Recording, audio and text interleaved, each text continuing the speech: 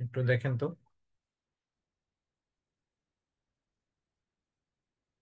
আমি তাহলে রেকর্ড করার প্যারাটা আমার নিতে হচ্ছে না। হুম। তো হচ্ছে আমাদের মোটামুটি আমরা এই আজকের এই টপিকটার উপর আমরা একটা ক্লাস মনে হয় এর আগে করেছি। তো হচ্ছে আমি সেখানে বেসিক্যালি বলে দিয়েছিলাম যে কি করতে হবে না করতে হবে।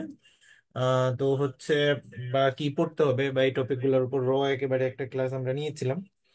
তো আজকে বেসিক্যালি আমাদের যে মানে এই টপিক গুলোর উপর মানে বেসিক জিনিস একেবারেই নাই।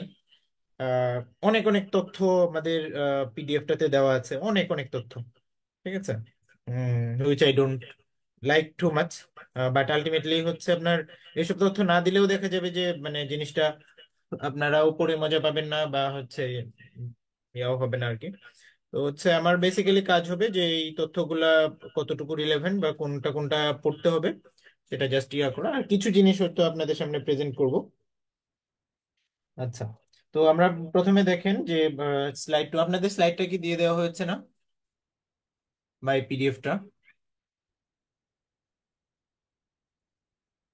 আপনার কেউ একজন একটু ইন্টারেক্ট করেন তাহলে হচ্ছে আমার ইয়া করতে আসসালামু সুবিধা হবে। আলাইকুম ভাই। ভাই, এই পিডিএফটা তো পাইনি। আচ্ছা, আমি আমি এখন গ্রুপে আপলোড দিচ্ছি। ওকে ভাই। আমি এখনই দিয়ে দিচ্ছি, তাহলে হচ্ছে আমার কথা বলতে সুবিধা হবে। আমার তো আলটিমেটলি সব জিনিস দেখানোর দরকার নেই। আপনার পিডিএফটা থাকলে অনেক কিছু আপনারা পেজ ওয়াইজ দেখে যেতে পারবেন যে এই পেজেই আছে। আমি একটু ডাউনলোড করে নিই, আমার কাছে তো ডাউনলোড করা নেই।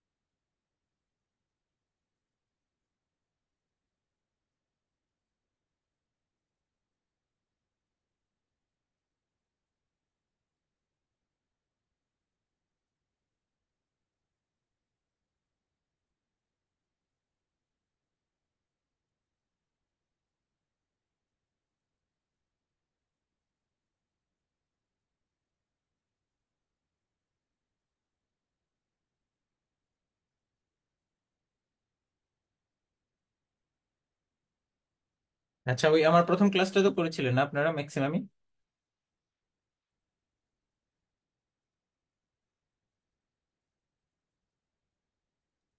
জি ভাই। আচ্ছা, সুবিধা নেই।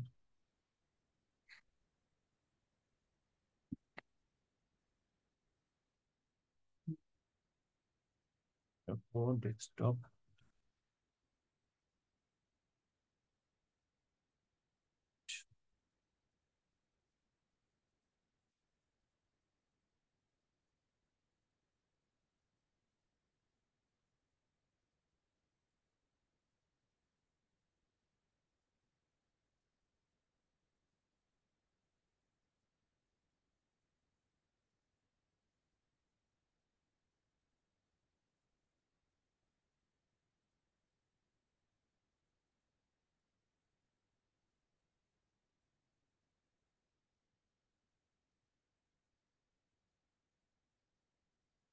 ওকে, ফাইলটা হচ্ছে পিডিএফটা গ্রুপে দেওয়া হয়েছে। আচ্ছা, পিডিএফটা হচ্ছে আপনারা একটু খুলেন তাহলে আমরা হচ্ছে ইয়া করতে পারবো আর কি।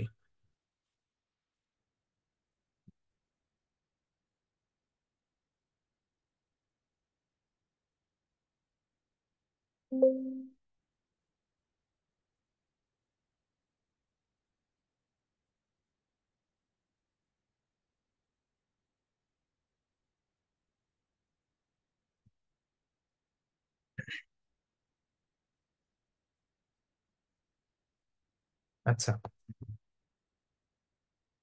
আমরা এখানে যে দূরপ্রাচ্যের বা যে হচ্ছে আমাদের ইস্ট এশিয়ার যে দেশগুলো, এগুলোর ম্যাপে দেখানো হয়েছে। আচ্ছা, দূরপ্রাচ্যের দেশ কয়টা বলেন তো?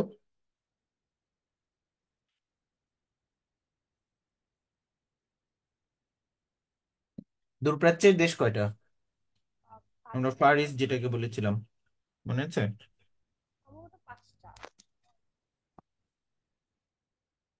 ফার ইস্টের দেশ হচ্ছে পাঁচটা, হ্যাঁ। তো ছয়টা। হ্যাঁ হ্যাঁ, বলেন। তো ওই পাঁচটা: ছয়টা কি ভাইয়া? নাকি? South Korea, north Korea, Japan, চীন। কয়টা হলো? এক, দুই, তিন, চার, এবং মঙ্গোলিয়া। ঠিক আছে, পাঁচটা দেশ। আচ্ছা, এখানে তাইওয়ান দেখে ছয়টা মনে করার কোনো কারণ নাই। তাইওয়ানকে আমরা অফিসিয়ালি একটা রাষ্ট্র হিসেবে স্বীকৃতি দিই না। আমরা হচ্ছে ওয়ান চীন পলিসিতে বিশ্বাস করি। ঠিক আছে। আচ্ছা, তো এখানে চীনের ক্রোনোলজিক্যাল হিস্ট্রি দেওয়া আছে, দেখেন পেজ নাম্বার 3-তে। তো এই ক্রোনোলজিক্যাল হিস্ট্রির মাঝে এই যে আমি হচ্ছে কিছু জিনিস কেটে দিচ্ছি। এই যে ধরেন, এই যে ফালুন গং সরকার কে হচ্ছে আপনার কবে নিষিদ্ধ করে, এটা জীবনেও আসবে না, একেবারে ইরিলেভেন্ট। এই যে চীনের বর্তমান সংবিধান কবে গৃহীত হয়, এইগুলো মানে আসার মতো জিনিস না আসলে। ঠিক আছে। আপনার হচ্ছে এই যে 1949 সালে কমিউনিজম প্রতিষ্ঠা হয়, এটা গুরুত্বপূর্ণ। আচ্ছা, 1949 সালের ঘটনাটা এরকম যে হচ্ছে আপনার আহ চিয়াং কাইশেক, তিনি হচ্ছে পুঁজিবাদের হচ্ছে রক্ষক হিসেবে হচ্ছে আবির্ভূত হন। আর হচ্ছে মাও সেতুং বা মাও জেদং আমরা যেটাকে বলি, যেটাই বলি। তো ইনি হচ্ছে কমিউনিজমটাকে এস্টাবলিশ করার জন্য হচ্ছে সেখানে মানে হচ্ছে মার্চ করেন, এবং হচ্ছে আপনার মার্চ শেষে, ওনার সাকসেসফুল মার্চ শেষে উনি চীনের যে ক্ষমতা, সেই ক্ষমতা অধিষ্ঠিত হন। চীন বলতে এখানে আমরা হচ্ছে পিআরসি বুঝাচ্ছি। আগের ক্লাসটা যদি করে থাকেন তাহলে এইটুকু মনে থাকার কথা যে আমরা হচ্ছে চীনের এই যে চীন এবং তাইওয়ান, চীন হচ্ছে পিআরসি, আর হচ্ছে তাইওয়ান হচ্ছে আরওসি, রিপাবলিক অফ চায়না। ঠিক আছে। তো হচ্ছে, এবং আরওসি হচ্ছে তাইওয়ান। তো চিয়াং কাইশেক হচ্ছে আপনার আরওসি তে চলে যান, এবং হচ্ছে 1949 সালে যেহেতু ঘটনাটা ঘটছে, এবং 1971 সাল পর্যন্ত তাইওয়ানই হচ্ছে মানে চায়নার মূল অংশ হিসেবে ইউএসএ এবং অন্যান্য পৃথিবীর মানে জাতিসংঘ সহ স্বীকৃতি দেয়। পরবর্তীতে 1971 সালে পিংপং ডিপ্লোমেসির সুবাদে এই মাও সেতুং এর নেতৃত্বে যে মেইনল্যান্ড চায়না, সেই পিআরসি হচ্ছে জাতিসংঘের স্থায়ী সদস্য হয়, এবং পরবর্তীতে হচ্ছে আপনার তাইওয়ান আসলে জাতিসংঘে ইরেলেভেন্ট হয়ে যায়। ঠিক আছে। তো আমি এখানে এই প্রেক্ষিতে আরো কিছু জিনিস আছে। আহ মাও জেদুং হচ্ছে আপনার ক্ষমতায় আসার পরে 1966 সালে সাংস্কৃতিক বিপ্লবের নেতৃত্ব দিয়েছেন, এটা বেশ গুরুত্বপূর্ণ। আচ্ছা, তারপরে হচ্ছে আপনার 1962 সালে যে হচ্ছে আপনার চীন এবং ভারতের যুদ্ধ হয়েছে, এটা হচ্ছে আপনারা মাথায় রাখতে পারেন। 1962 সালে আরেকটা গুরুত্বপূর্ণ ঘটনা ঘটে ওয়ার্ল্ড পলিটিক্সে। এই ঘটনাটা কে বলতে পারেন বলেন তো? 1962 সব থেকে বিখ্যাত হচ্ছে কিউবান ক্রাইসিস, এই ঘটনার জন্য। আচ্ছা, তো হচ্ছে আপনার প্রিলিমিনারিতে আপনাদের ধরেন এই যে 1962 সালের কিউবান ক্রাইসিস, এটা নিয়ে আপনাদের আসার মতো শুধু এটাই আসতে পারে যে হচ্ছে কিউবান ক্রাইসিস বা হচ্ছে কিউবা সংকট কত সালে মানে সংগঠিত হয় বা কত সালে হয়েছিল। ঠিক আছে। এইগুলার হচ্ছে ইন ডিটেলস, ইন ডেপথ প্রিলিমিনারিতে কখনোই আসে না। ঠিক আছে। ইভেন হচ্ছে আপনার কি বলে এটাকে, ওই রিটেনেও হচ্ছে এই যে কিউবান ক্রাইসিস মানে ইরিলেভেন্ট। এটা হচ্ছে আপনার যদি ভাইভাতে যদি আপনি নিজে কখনো টেনে নিয়ে যান ওইদিকে, তাহলেই শুধুমাত্র হচ্ছে এই জিনিসগুলো আসতে পারে। ঠিক আছে। তো আমরা এই মুহূর্তে আমাদের যেহেতু পরীক্ষার আছে আর 2.5 মাস, তো আমরা অযথা ইনফরমেশন মাথায় নিব না, শুধু হচ্ছে আমরা মাথায় রাখবো কিউবান ক্রাইসিস হয়, এবং 1962 সালে হচ্ছে আপনার আহ সিনো ইন্ডিয়ান হচ্ছে আপনার একটা যুদ্ধ হয়। China India war. ঠিক আছে, তো হচ্ছে সেই যুদ্ধটার কথা আমরা এখানে হচ্ছে মেনশন করেছি।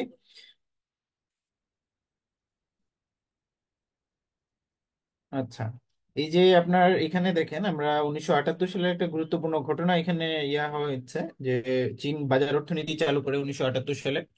তো বাজার অর্থনীতি চালু করা মানে চীন বেসিক্যালি ডাব্লিউটিও এবং হচ্ছে আপনার এই যে পৃথিবীর যত বাণিজ্য সংগঠন আছে সব বাণিজ্য আইএমএফ সহ অন্যান্য সংগঠনগুলোর সদস্য লাভ করে। মূলত যুক্তরাষ্ট্রের পীড়াপিড়িতেই আসলে চীনকে এইদিকে নিয়ে আসা হয়।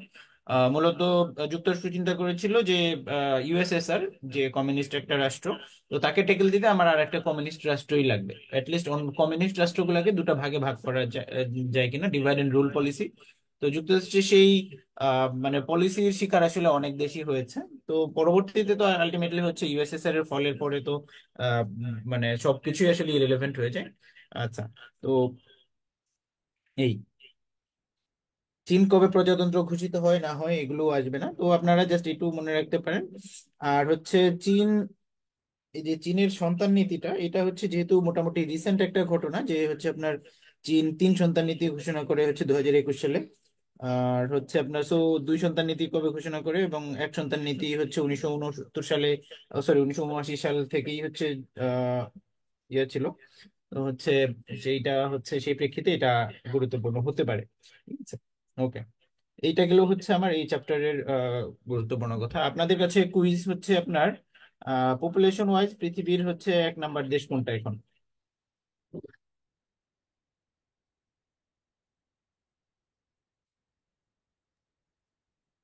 হ্যাঁ, ইন্ডিয়া। রাইট। চীন। Population China. পৃথিবীর 1 নাম্বার কান্ট্রি হচ্ছে এখন ইন্ডিয়া। আচ্ছা, বেশি মোটা হয়ে গেছে। পৃথিবীর 1 নাম্বার দেশ হচ্ছে ইন্ডিয়া এবং 2 নাম্বার দেশ হচ্ছে এখন চায়না। ঠিক আছে, এটা হচ্ছে যেহেতু খুব রিসেন্ট এবং খুব আনইউজুয়াল একটা ডেটা।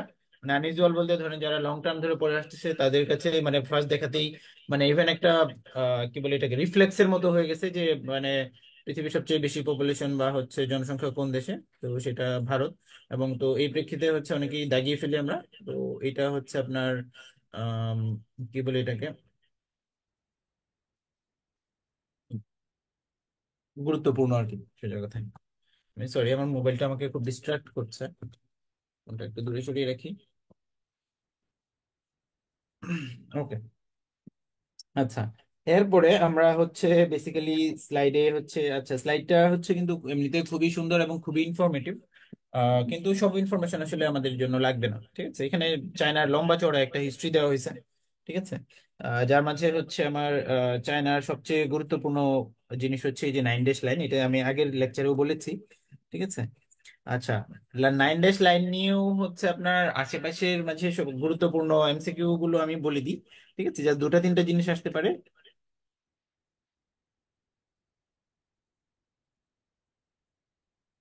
9 ড্যাশ লাইন নিয়ে আসার মতো প্রশ্ন হচ্ছে আপনার 9 ড্যাশ লাইনটা কোথায়? 9 ড্যাশ লাইনটা কোথায় বলেন তো? South China Sea. এই 9 ড্যাশ লাইনটা অনেক সময় 11 ড্যাশ লাইন বলা হয়। আমি একটু ব্যাখ্যা করছি আপনাদের, মানে যাদের হচ্ছে একেবারেই হচ্ছে কোনো আইডিয়া নেই জিনিসটা কি। চীন, এই যে আপনারা এখানে দেখেন, এই যে ড্যাশ ড্যাশ ড্যাশ ড্যাশ দিয়ে দিয়ে হচ্ছে আপনার, আচ্ছা আমি হচ্ছে একটা নিই, কি বলে এটাকে, লেজার পেন নিই, তাহলে হচ্ছে মার্ক হবে না। আচ্ছা, এই যে আপনি দেখতে পাচ্ছেন লেজার পেন দিয়ে আমি মার্ক করছি। তো হচ্ছে আপনার এই যে এখানে হচ্ছে তারা 9টা ড্যাশ দিয়ে তারা এই নিজেদের এই অন্তর্ভুক্ত সীমানাটা হচ্ছে দাবি করে। এবং এই দাবি করার প্রেক্ষিতে যে হচ্ছে এখানকার যে প্রতিবেশী যে দেশগুলো আছে সেই দেশগুলোর সাথে তাদের এক ধরনের বিরোধ হচ্ছে লেগে থাকে আর কি, মোটামুটি সবসময়। তো এটা হচ্ছে প্রথমে 11 ড্যাশ লাইন ছিল, পরবর্তীতে এটাকে কমিয়ে 9 ড্যাশ লাইন করা হয়। ড্যাশ দুটা কমলেও চায়না আসলে তাদের এরিয়াটা বাড়িয়েছে। ঠিক আছে? কারণ হচ্ছে ডেজ যত কম দিবেন মানে আপনার হচ্ছে পাওয়ার এক্সার্ট করে জায়গা নেওয়ার ক্ষমতা তত যদি বেশি থাকে, তাহলে হচ্ছে আপনার মানে হচ্ছে নিজে দখল করে নিতে পারবেন আর কি। ঠিক আছে, আপনার যত শ্যাডো এরিয়া থাকবে পাওয়ারফুল কান্ট্রিগুলোর জন্য তত ভালো আর কি। তো জিনিসটা হচ্ছে একরকম জোর করেই চীন হচ্ছে এই কাজটা করছে। তো এই প্রেক্ষিতে আপনার হচ্ছে এই যে চায়নার যে প্রতিবেশী যে দেশগুলো আছে এই এর চারপাশে, তো এই সবগুলা দেশের সাথেই তার আসলে বিরোধ লেগে আছে। ঠিক আছে, তো এইখানে এই গুরুত্বপূর্ণ ইনফরমেশনটা কি আছে, আচ্ছা, আপনার এখানে এটা পড়তে হবে। এই 9 ড্যাশ লাইনের কারণে হচ্ছে আপনার চীনের সাথে কোন কোন দেশের বিরোধ আছে। ঠিক আছে, আমি এই জিনিসটা লিখে দিচ্ছি।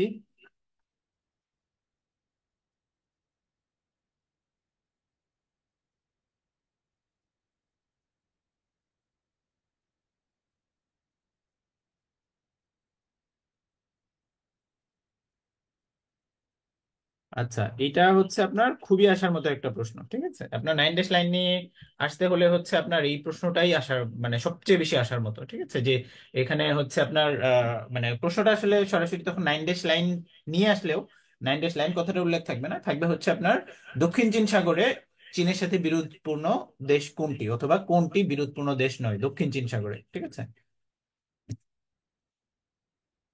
তো আমি হচ্ছে কান্ট্রিগুলোর নাম লিখে দিচ্ছি। আপনারা কেউ বলতে পারবেন? এখানে কিন্তু একটা কান্ট্রির নাম দেওয়া আছে।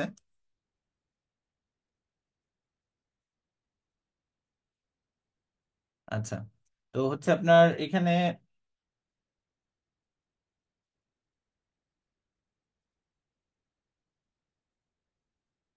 সবচেয়ে বেশি ক্ষতিগ্রস্ত হচ্ছে ফিলিপাইন, ব্রুনাই দারুসালাম, মানে ব্রুনাই আর কি সোজা কথায়। ব্রুনাইয়ের রাজধানীর নাম কি বলেন তো? তারপরে আছে ইন্দোনেশিয়া। রিজনটা দেখলে আপনারা বুঝতে পারবেন মোটামুটি এখানে কি কি দেশ আসলে আছে। মালয়েশিয়া,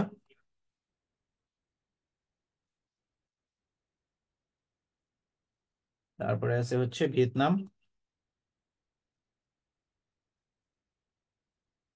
আচ্ছা, আর কি আসতে পারে আপনার হচ্ছে এটা নিয়ে তাইওয়ানও নিজেদেরকে দাবি করে আসলে। তাইওয়ান বা হচ্ছে আরওসি আমরা যদি বলি। ঠিক আছে, মোটামুটি 5টা 6টা দেশ। আমরা যদি হচ্ছে তাইওয়ানকে দেশ হিসেবে কনসিডার না করি, তো হচ্ছে আমার এই 6টা দেশ হচ্ছে মানে সরি 5টা দেশ হচ্ছে আপনার এই ক্ষেত্রে বিরোধে জড়িত। ঠিক আছে, ইটস ভেরি ভেরি ইম্পর্টেন্ট, এবং এই জিনিসটা হচ্ছে একটু নোট করে নেন। আনফরচুনেটলি জিনিসটা এখানে ইনক্লুড করা হয়নি। আচ্ছা, গেল এটা। আমি হচ্ছে চায়নার হিস্ট্রি নিচ থেকে আসতেছি, এখানে আমি একটু দেখি। ওকে, আপনার হচ্ছে এই যে এখানে কিছু বিরোধপূর্ণ, আচ্ছা এই যে মেনশন করা হয়েছে স্প্রাটলি দ্বীপপুঞ্জ এবং প্যারোসিল দ্বীপপুঞ্জ। ঠিক আছে, সো এই বিরোধপূর্ণ দ্বীপগুলো আপনার হচ্ছে এই যে স্প্রাটলি এবং প্যারোসিলের মাঝে বিরোধপূর্ণ হচ্ছে আপনার এই দেশগুলো। ঠিক আছে, সো হচ্ছে আপনার আমি এখানে নিচে একটু মার্ক করে দিচ্ছি। এগুলো হচ্ছে স্প্রাটলি এবং প্যারোসল নিয়েও হচ্ছে আপনার বিরোধ আছে।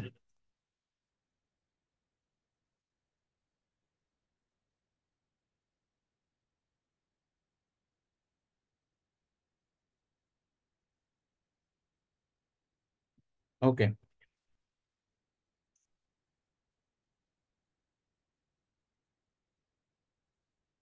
এখানে গুরুত্বপূর্ণ তথ্য হচ্ছে আপনার আইএমএফ এর পঞ্চম রিজার্ভ মুদ্রা হচ্ছে ইউয়ান।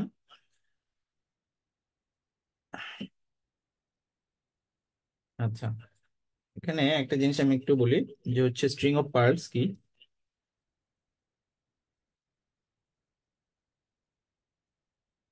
আচ্ছা, এই যে আপনারা আমি তো ওয়ার্ল্ড ম্যাপটা তো নাই এই মুহূর্তে, আমি এই ম্যাপটা থেকে একটু দেখাচ্ছি তাহলে আপনারা বুঝতে পারবেন। এই হচ্ছে আপনার চায়না, চায়নার এরিয়াটা দেখতে পাচ্ছেন।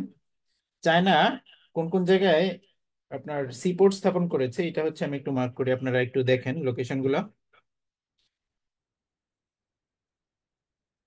আপনার এইখানে এটা অন্য কালার দিই একটু মোর ব্রাইট, এই জায়গাটাতে। আচ্ছা, এইখানে বেসিক্যালি হচ্ছে আপনার এইদিকে হচ্ছে আপনার গোয়াদার দ্বীপ হচ্ছে এবং করাচি দ্বীপ সহ ওইদিকে আছে মাদাগাস্কার আছে এই জায়গাটাতে। আচ্ছা, এইদিকে হচ্ছে আমাদের একটা পোর্ট আছে, এখানে একটা পোর্ট সে ডেভেলপ করছে। আচ্ছা, উম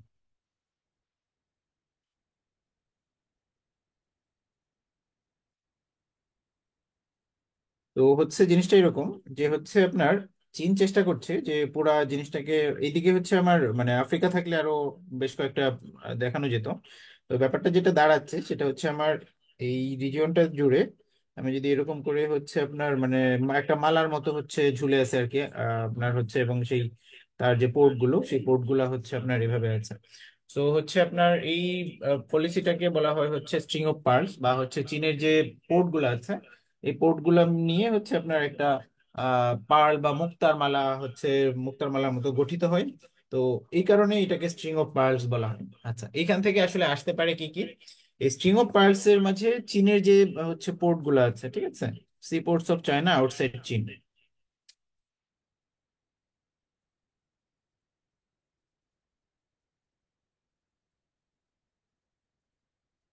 এই জিনিসটা হচ্ছে ইম্পর্টেন্ট। ঠিক আছে।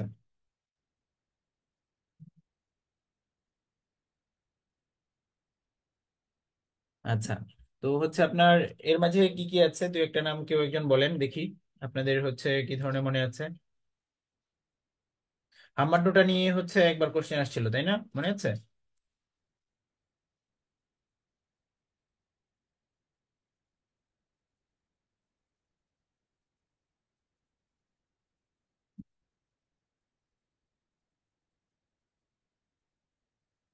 Okay. আমি হচ্ছে একটা মানে এটা কম্প্রিহেন্সিভ লিস্ট না, কিন্তু হচ্ছে আপনার মোটামুটি হচ্ছে ইম্পর্টেন্ট পোর্ট গুলা চলে আসবে। আচ্ছা,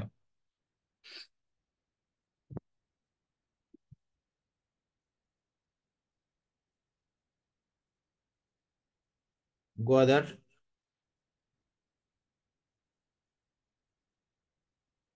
তারপরে আসবে হচ্ছে আপনার কি বলে করাচি পোর্ট আসবে।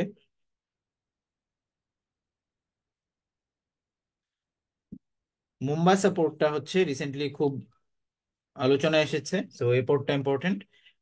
জিবুতিতে যে পোর্ট আছে বা হচ্ছে ইয়ে আছে, এটা অলরেডি একবার এসেছে পরীক্ষায়। সো হচ্ছে আপনার এটা একটু মাথায় রাখতে হবে। আচ্ছা, আর কি আছে? উম,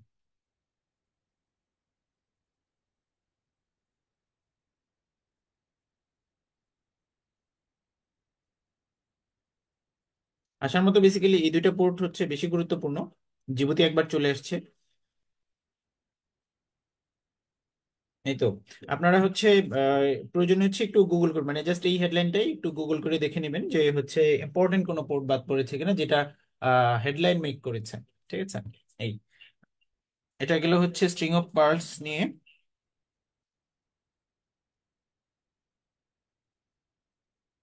আচ্ছা, এই যে এখানে আমি একটা জিনিস বলি, এখানে একটা জিনিস আপনাদের দেওয়া হয়েছে, সেটা হচ্ছে আপনার চীনের এই যে প্রশাসনিক বিভাজন, এইটা জীবনেও আসবে না। ঠিক আছে, চীনের হচ্ছে আপনার কয়টা প্রদেশ আছে, কয়টা কেন্দ্রশাসিত পৌরসভা আছে, কয়টা স্বায়ত্তশাসিত অঞ্চল আছে, এই জিনিস আপনার আসবে না। ঠিক আছে। এখানে সর্বোচ্চ আপনি যেটা মাথায় রাখবেন সেটা হচ্ছে আপনার হংকং এবং ম্যাকাও চীনের হচ্ছে বিশেষ স্বায়ত্তশাসিত প্রশাসনিক অঞ্চল। হংকং এবং ম্যাকাও হচ্ছে আপনার এখান থেকে আসার মতো কোশ্চেন হচ্ছে হংকং ম্যাকাও হচ্ছে চীন কার্ড কোন দেশ থেকে নিয়েছে, সেটা হচ্ছে ইউকে।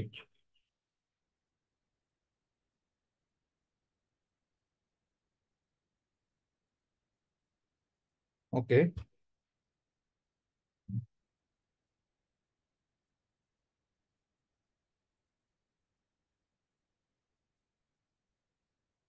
আচ্ছা, এই যে এখানে জাস্ট এই হেডলাইনটা হচ্ছে আপনার মাথায় রাখতে পারেন, উলফ ওয়ারিয়র ডিপ্লোমেসি কোন দেশের সাথে সম্পর্কিত। উলফ ওয়ারিয়র ডিপ্লোমেসি হচ্ছে আপনার চায়নার সাথে সম্পর্কিত। চায়না কিন্তু খুবই নির্ভেজাল ধরনের দেশ ছিল। তো আপনার হচ্ছে 2011 সালে, এখানে সালটা কি দেওয়া আছে শি জিনপিং এর? আচ্ছা, শি জিনপিং ক্ষমতায় আসার পরে আপনার হচ্ছে চীন কিছুটা আগ্রাসী ভাব হচ্ছে তারা মানে ইন্টারন্যাশনালি এস্টাবলিশ করে, এবং তারা তাদের পাওয়ার এক্সার্ট করার চেষ্টা করে, এবং হচ্ছে তারই ফলশ্রুতিতে ওয়ান বেল্ট ওয়ান রোড ও BOR, অথবা হচ্ছে belt and road initiative BRI। ঠিক আছে, খুবই গুরুত্বপূর্ণ। এই প্রেক্ষিতে হচ্ছে আপনার NDB আসবে, নিউ ডেভেলপমেন্ট ব্যাংক আসবে। তারপরে হচ্ছে আপনার আর কি আসবে, এই তো। আচ্ছা, তো হচ্ছে আপনার এই one belt one road initiative কত সালে নেওয়া হয়? 2013 সালে, তাই না? তো এটা গুরুত্বপূর্ণ।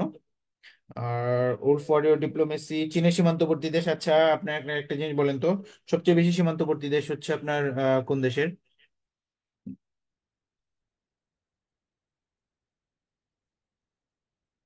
সবচেয়ে বেশি সীমান্তবর্তী দেশ হচ্ছে 16টা এখন। যেটা হচ্ছে রাশিয়ার। রাশিয়ারও আগে আসলে 14টা ছিল। তো তখন আসলে সমান সমান দেশ ছিল সীমান্তবর্তী। তো এখন বর্তমানে যুদ্ধের প্রেক্ষিতে রাশিয়ার কিছু দখলকৃত অঞ্চল আছে, যেখানে আসলে রাশিয়া নিজের মতো করে শাসন চালায়। তো সেই কারণে আসলে রাশিয়ার এখন সীমান্তবর্তী দেশের সংখ্যা বেড়েছে। ঠিক আছে, দেশের সংখ্যা বেড়ে এখন সেটা 16 হয়েছে। ঠিক আছে। তো হচ্ছে এখন সবচেয়ে বেশি সীমান্তবর্তী দেশ, সীমান্তবর্তী মানে সংযুক্ত দেশ হচ্ছে রাশিয়া, এবং তার দ্বিতীয় স্থানে আছে চীন। তো হচ্ছে আপনার যুদ্ধের যদি মেরু পাল্টে যায় বা কোনো কারণে রাশিয়ার তার দখলকৃত অঞ্চল ছেড়ে দিতে হয় কিছু কিছু অঞ্চল, তো সেক্ষেত্রে রাশিয়ারও আবার ওই 14-এ ব্যাক করার একটা চান্স তো থেকেই যায়। তো এটা একটু খেয়াল রাখতে হবে। বাট কারেন্টলি রাশিয়ার হচ্ছে সীমান্তবর্তী দেশ 16টা।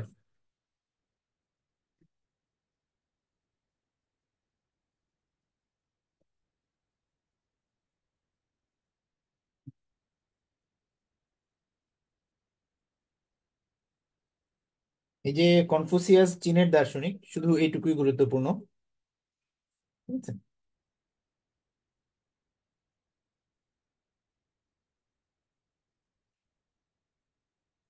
আচ্ছা, তো হচ্ছে আপনার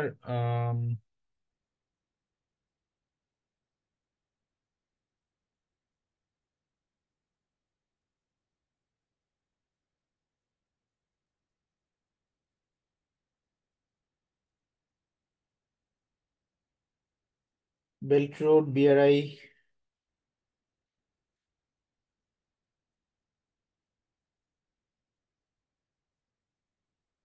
এটা দেখতে হবে। আচ্ছা,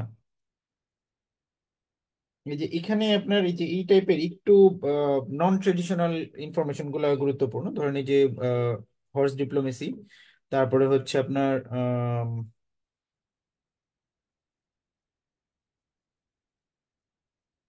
বৃহত্তম শ্রেণী তিনজিয়াং। আচ্ছা, তিনজিয়াং আসবে না, গোয়াদার এবং হাম্বানটোটা হচ্ছে ইম্পর্টেন্ট, এটা বলেছি।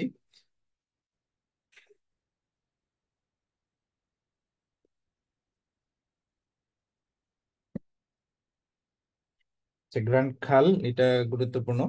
আচ্ছা, আপনার এখানে আসতে পারে হচ্ছে দালাই লামা।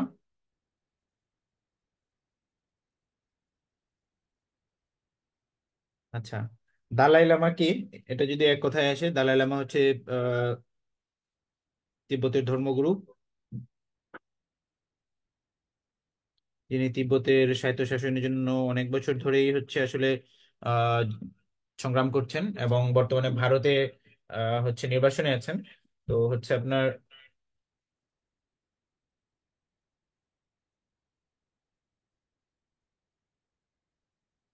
শুধু এই দুটা তথ্যই গুরুত্বপূর্ণ, ওনাকে নিয়ে বর্তমান দালাই লামা কে, বা হচ্ছে তার নাম কি, তিনি কততম দালাই লামা, এইগুলো নিয়ে শুধু শুধু মাথা জ্যাম করার কোনো দরকার নাই। আমি যদি পারি একটা জিনিস দেখাই আপনাদের।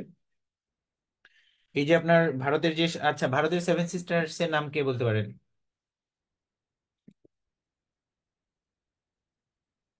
এনিওয়ান, ভারতের সেভেন সিস্টার?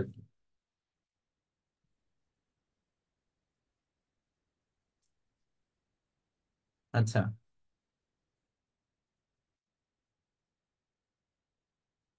আপনারা একটা জিনিস দেখেন, আমি হচ্ছে সেভেন সিস্টার গুলোর মাঝে চারটা হচ্ছে আমাদের হচ্ছে কি বলে এটাকে, আমাদের সীমান্তবর্তী অঞ্চল। তো হচ্ছে সীমান্তবর্তী আর কি। তো আমরা দেখি একটু। নাগাল্যান্ড, তারপরে আছে হচ্ছে আপনার মণিপুর, মিজোরাম, তারপরে আছে হচ্ছে অরুণাচল, এরপরে আছে হচ্ছে আপনার আসাম, মেঘালয়া, এবং হচ্ছে আপনার কয়টা হলো, 1 2 3 4 5 6, আর আছে হচ্ছে ত্রিপুরা। এই যে আমি এখন হাইলাইট করে দিচ্ছি, এগুলো হচ্ছে আমাদের সীমান্তবর্তী অঞ্চল: ত্রিপুরা, আসাম, মেঘালয় এবং মিজোরাম। ঠিক আছে। এই চারটা হচ্ছে আমাদের সীমান্তবর্তী মানে সীমার সাথে ইয়া। আর হচ্ছে নাগাল্যান্ড, মণিপুর এবং অরুণাচল, এই তিনটা প্রদেশ, কিন্তু প্রদেশের সাথে আমাদের কোনো সীমানা নেই। তো হচ্ছে আপনার চীনের একটা মূল স্ট্র্যাটেজি হচ্ছে আপনার এই যে চীনের এই যে সরি ভারতের আপনারা এই যে জায়গাটাতে দেখেন, এই জায়গাটাতে হচ্ছে ভারতের আসলে চিকেন নেক বলা হয়। ঠিক আছে। এই চিকেন নেক থেকে বাকি যে হচ্ছে মাথাটা চিকেনের, সেই মাথাটাই বেসিক্যালি হচ্ছে সেভেন সিস্টার্স। ঠিক আছে। এই যে মাথাটা বলতে হচ্ছে আপনার এই যে এই রিজিয়নটা আমি যদি হাইলাইট করি, ঠিক আছে, এই যে মোটামুটি এই রিজিয়নটাই হচ্ছে আপনার ইয়া। আচ্ছা, আপনাদের হচ্ছে একটা কুইজ। এই এই রিজিয়নটার নাম কি বলেন তো? এনিওয়ান? এই যে আমি এরো দিয়ে যে রিজিয়নটা দেখিয়েছি, এটার নাম কি?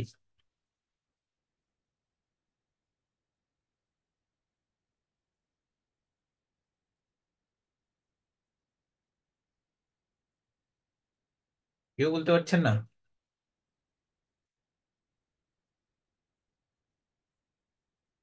আচ্ছা, আমরা যে এরো দিয়ে যে জায়গাটা হাইলাইট করেছি, এটা বেসিক্যালি হচ্ছে আমার কি বলে এটাকে, মায়ানমার। তো হচ্ছে মায়ানমারের উপরের এই জায়গাটাই হচ্ছে আমার সেভেন সিস্টার্স। এবং ঠিক এই যে এই জায়গাটাতে হচ্ছে আমার তিব্বত। ঠিক আছে। তো হচ্ছে তিব্বতকে বলা হয় পৃথিবীর ছাদ। এবং হচ্ছে তিব্বত আহ, বেশ কিছুদিন ধরেই, মানে বেশ কিছুদিন ধরে বলতে বেশ আগে থেকেই স্বায়ত্ত শাসনের জন্য আন্দোলন করে আসছে। তো হচ্ছে আপনার চীনের একটা স্ট্র্যাটেজি হচ্ছে এই মানে যে এই জায়গাটাতে চাপে রেখে, সরি, ভারতের একটা স্ট্র্যাটেজি হচ্ছে তিব্বত নিয়ে চীনকে চাপে রাখা, এবং চীনের একটা স্ট্র্যাটেজি হচ্ছে আপনার এই সেভেন সিস্টার্স নিয়ে ভারতকে চাপে রাখা আর কি। ঠিক আছে। সো হচ্ছে আপনার এই এখান থেকে আসলে আপনার এই যে সেভেন সিস্টার্সে কি ঘটতেছে না ঘটতেছে, এগুলো হচ্ছে আপনাদের প্রিলিমিনারির জন্য খুব খুব খুবই গুরুত্বপূর্ণ। যদিও এটা আজকের টপিক না, কিন্তু হচ্ছে আপনার যেহেতু আসলো সে কারণে বলে দিলাম আর কি। ঠিক আছে। আচ্ছা, সেনকাকু দ্বীপ নিয়ে চীন জাপানের যে বিরোধ, এটা অনেক আগের পুরাতন, মানে হচ্ছে পুরাতন ইনফরমেশন। স্টিল হচ্ছে যেহেতু মানে এই রিজনটা পড়তেছি, এটা গুরুত্বপূর্ণ। আচ্ছা, আমরা অলরেডি এই দুইটা স্প্রাটলি এবং প্যারাসেল পড়েছি। ম্যাকলেস ফিল্ড ব্যাংক যেটা, এইটা হচ্ছে আপনার এতটা ইম্পর্টেন্ট না, কারণ এটা নিয়ে আসলে খুব বেশি মানে ইয়া হয়নি আর কি, কি বলে এটাকে, কনফ্লিক্টে এখনো কেউ জড়ায়নি। স্প্রাটলি পেরোসেল নিয়ে মানে বিরোধের একটা মূল কারণ হচ্ছে আপনার স্প্রাটলি পেরোসেলে হচ্ছে আপনার স্ট্র্যাটেজিক গুরুত্ব আছে। ঠিক আছে। এই আচ্ছা, তো হচ্ছে আপনার এই যে চীনের প্রাচীর যেটা, আচ্ছা এখানে একটা জিনিস দেখেন, আপনি চীনের ম্যাপটা যদি একটু দেখেন, চীনের প্রাচীরটা হচ্ছে আমার মোটামুটি এই বরাবর। ঠিক আছে। যেটাকে আমরা পৃথিবীর একটা আশ্চর্যতম ঘটনা হিসেবে চিহ্নিত করি। তো হচ্ছে আপনার আহ এখান থেকে চীনের প্রাচীর থেকে আসলে কখনো এই প্রশ্ন আসবে না চীনের প্রাচীর কত সালে নির্মাণ হয়েছিল। আহ এখান থেকে প্রশ্ন যেটা আসতে পারে, চীনের প্রাচীরের অবস্থানটা কোথায়। ঠিক আছে। চীনের প্রাচীরের অবস্থান হচ্ছে চীনের উত্তরে। ঠিক আছে।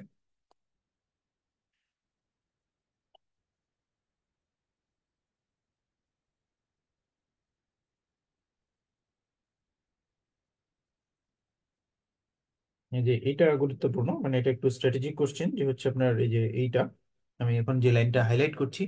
ঠিক আছে। আমার হাইলাইটেড লাইনটা দেখা যাইতো না, মানে হচ্ছে আমার হোপফুলি দেখা যাচ্ছে। আচ্ছা, আমি হচ্ছে এটাকে একটু বড় করে নিই। ওকে। তো হচ্ছে চীন থেকে মোটামুটি আমরা যে তথ্যগুলো পড়লাম, মানে এই তথ্যগুলোই আসার মতো। এর বাইরে খুব বেশি তথ্য আমাদের নাই। আহ মানে চীন নিয়ে হচ্ছে আপনার যেটা পড়তে হবে আসলে, আপনার হচ্ছে পত্রিকায় চীন নিয়ে যে তথ্যগুলো আসে, চীন যদি হচ্ছে কোনো জায়গায় পোর্ট বানায়, অথবা ধরেন যে চীনের সাথে ভারতের যে বিরোধটা, সেই বিরোধে যদি কোনো অঞ্চল হচ্ছে আলোচনায় আসে, শুধুমাত্র তখনই সেই রিজিয়নটা গুরুত্বপূর্ণ হয়ে উঠবে। এছাড়া আপনার হচ্ছে চীন থেকে ট্রিভিয়াল প্রশ্ন আসলে খুব বেশি আসার মতো কিছু নাই। ঠিক আছে। এই চীনের বিখ্যাত ব্যক্তিবর্গ, এই যে দালাই লামা হচ্ছে আপনার এখানে চলে এসেছে। তো হচ্ছে দালাই লামা অর্থ হচ্ছে মহাসাগর। হ্যাঁ। তো হচ্ছে আপনার এটা আমরা অলরেডি বলেছি যে দালাই লামা গুরুত্বপূর্ণ। তো হচ্ছে আপনার দালাই লামা কিন্তু একজন ব্যক্তি না, হ্যাঁ, দালাই লামা হচ্ছে একটা পদবি। আচ্ছা, তো হচ্ছে দ্যাং জিয়াপিং হচ্ছে আসবে না, কিন্তু দেং জিয়াপিং এর সময় ঘটা একটা আহ, ঘটনা বেশ গুরুত্বপূর্ণ, এক দেশ দুই নীতি এবং পুঁজিবাদী অর্থনীতি গ্রহণ সম্পন্ন হয়, যেটা ওই যে হংকং এবং ম্যাকাও 1997, যথাক্রমে 1997 এবং 99 সালে চীন অধিগ্রহণ করে। তো তারপরে হচ্ছে আপনার এই যে এই দেশগুলো যেহেতু ইউকের আন্ডারে ছিল, তো হচ্ছে আপনার চীনের একটা ভয় ছিল, বা হচ্ছে আপনার ইউএসএ ইউকের এগুলা হস্তান্তর করার শর্তও ছিল যে এগুলা এই ইকোনমি গুলাকে তাদের মতো করে চলতে দিতে হবে। তো যার প্রেক্ষিতে হচ্ছে আপনার এই এক দেশ দুই নীতি, অর্থাৎ হচ্ছে আপনার চীনের মেইনল্যান্ড চায়নাতে এক ধরনের অর্থনৈতিক নীতি, এবং হচ্ছে আপনার এই যে হংকং এবং ম্যাকাওয়ে আরেক ধরনের অর্থনৈতিক নীতি চালিত হয়ে আসছে। তো এই জিনিসটাকে আসলে এক দেশ দুই নীতি বলা হচ্ছে। আচ্ছা, ডক্টর সান ইয়াত সেন হচ্ছে আপনার ওই যে চীন প্রজাতন্ত্রের প্রতিষ্ঠাতা, প্রথম প্রেসিডেন্ট। এটা হচ্ছে আমরা জাস্ট এটুকুই।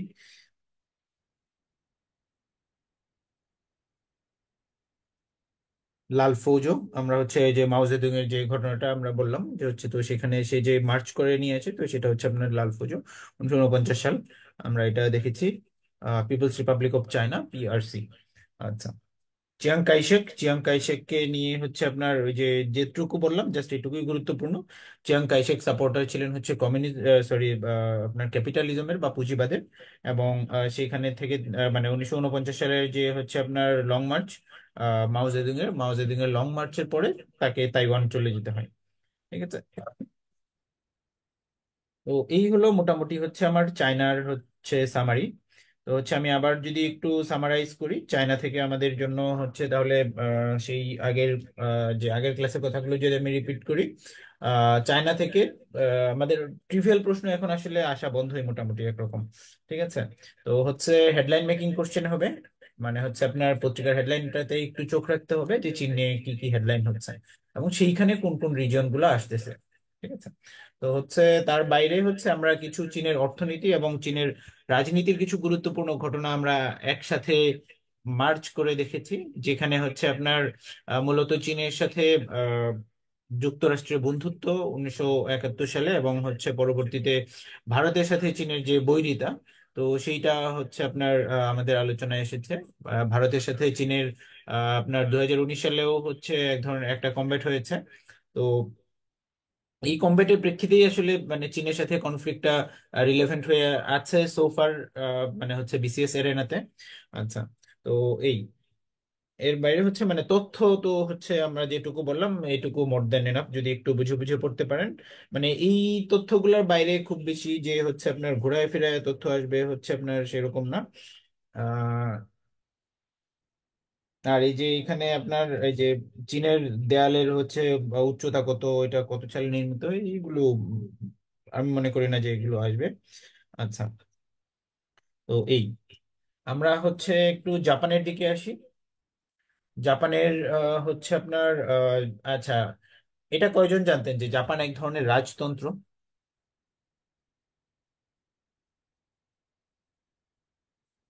আচ্ছা, জাপানে হচ্ছে সাংবিধানিকভাবে রাজতন্ত্র প্রচলিত আছে, এবং বর্তমান সম্রাট হচ্ছে, এটা নাকহিতো না, এটা নাকোহিতো। হ্যাঁ, এবং তার পদবি হচ্ছে মিকাডো। আচ্ছা, চীন, সরি চীন বলছি আমরা, জাপানের সংবিধান হচ্ছে এতদিন পর্যন্ত হচ্ছে শান্তির সংবিধান বলে প্রচলিত থাকলেও এখন কিন্তু শান্তির সংবিধান আর জাপানের নাই, কারণ জাপান তার জিডিপির একটা বড় অংশ হচ্ছে আপনার কি বলে এটাকে, এই তার মিলিটারি এক্সপেন্সে ব্যয় করছে। তো এই কারণে হচ্ছে জাপানের শান্তি সংবিধানের যে তকমা, সেই তকমাটা আর নাই। তো জাপানের যে প্রধান চারটা দ্বীপ, সেই প্রধান চারটা দ্বীপ আমরা হচ্ছে এর আগের ক্লাসে দেখেছি। তো হচ্ছে চারটা দ্বীপ হচ্ছে হোক্কাইডো, হোনসু, শিকোকু এবং কিউশু। তো হচ্ছে আপনার এর মাঝে সবচেয়ে বড় দ্বীপটা হচ্ছে হনসু দ্বীপ, এবং এই দ্বীপটাতেই হচ্ছে আমার রাজধানী টোকিও অবস্থিত। এটা বেশ গুরুত্বপূর্ণ একটা তথ্য, কারণ হচ্ছে আপনার জাপানের থেকে মানে এই কোশ্চেনটা এর আগে বিভিন্ন পরীক্ষায় এসেছে। তো এই আর কি। আচ্ছা, জাপানের কোরিয়া উপদ্বীপ দখল, এগুলো খুব বেশি গুরুত্বপূর্ণ তথ্য যে সেরকম না। তবে হচ্ছে আপনারা মানে আপনাদের প্রতি রিকোয়েস্ট হচ্ছে যে আপনারা মানে এখানে কিন্তু বেশ কনসাইজ করেই দেওয়া আছে। ঠিক আছে, অ্যাজ ইনস্ট্রাক্টেড। তো হচ্ছে আপনার মানে এই তথ্যগুলো লিস্ট একবার চোখ বুলায় যাবেন, বাট টু মাচ এমফাসিস করার দরকার নেই আসলে। ঠিক আছে। এই তথ্যটা মানে এই ডেটটা গুরুত্বপূর্ণ, যে জাপান পার্ল হারবার আক্রমণ করে 1941 সালের 7 ডিসেম্বর। ঠিক আছে। যেটা হচ্ছে আপনার হাওয়াই অঙ্গরাজ্যের অন্তর্গত যুক্তরাষ্ট্রের। তো এরপরেই কিন্তু হচ্ছে আসলে যুদ্ধের মোড়টা ঘুরে যায়, এবং ধারণা করা হয় যে জাপান হাওয়াই বা হচ্ছে আপনার পার্ল হারবার যদি আক্রমণ না করতো, হয়তো বা ইউএসএ সরাসরি যুদ্ধে যুক্ত নাও হতে পারতো। আচ্ছা।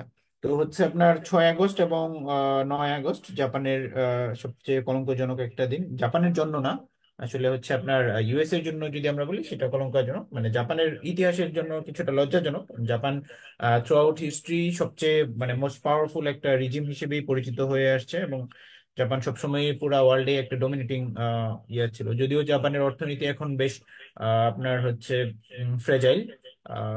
আপনার জাপানের ইনফ্লেশন রেট হচ্ছে অনেক হাই, এবং জাপানের লিভিং এক্সপেন্স অনেক হাই, এবং জাপানের যারা নাগরিক তাদের মেন্টাল হেলথেরও বেশ সমালোচনা আছে জাপানের ওয়ার্ক কালচার নিয়ে। তো হচ্ছে সবকিছু মিলিয়ে আসলে হচ্ছে আপনার জাপানের এই ব্যাপারটা আর কি। এবং ওখানকার যে ইনফ্লেশন আসলে এক্সট্রা মানে টাইম কাজ করা ছাড়া, বা হচ্ছে কারো যদি হচ্ছে কোনো কারণে মানে প্রপারলি হচ্ছে আপনার প্রতি বছর মানে ইনফ্লেশনটা তো হচ্ছে একটা রেকারিং ইভেন্ট, প্রত্যেক বছর হচ্ছে আপনার চক্রবৃদ্ধি, আর ইনফ্লেশনটা কিন্তু চক্রবৃদ্ধি। ধরেন হচ্ছে আপনার আজকে যেটার দাম 100 টাকা, এই বছরে যদি 10% ইনফ্লেশন হয় সেটা 110 টাকা, পরের বছর যদি 10% হয় সেটা কিন্তু 110 টাকার উপর 10%।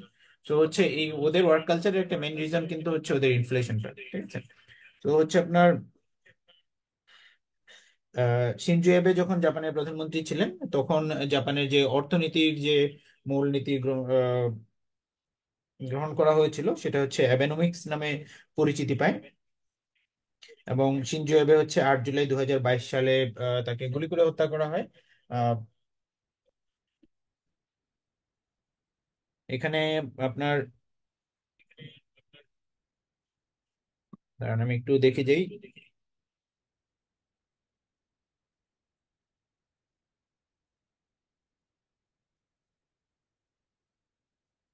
আচ্ছা। তো জাপানের ক্ষেত্রে যদি আপনার দ্বীপ নিয়ে প্রশ্ন আসলে চলে আসে, তো সেইখানে আপনার দুটা দ্বীপ আসলে আসতে পারে, যেটা হচ্ছে আপনার যে শাখালিন দ্বীপপুঞ্জ নিয়ে হচ্ছে আপনার জাপান এবং রাশিয়ার মাঝে একটা বিরোধ চলছে। আর হচ্ছে আপনার জাপান এবং চীনের মাঝে হচ্ছে একটা দ্বীপ নিয়ে বিরোধ চলছে। এটা কি এখানে আছে?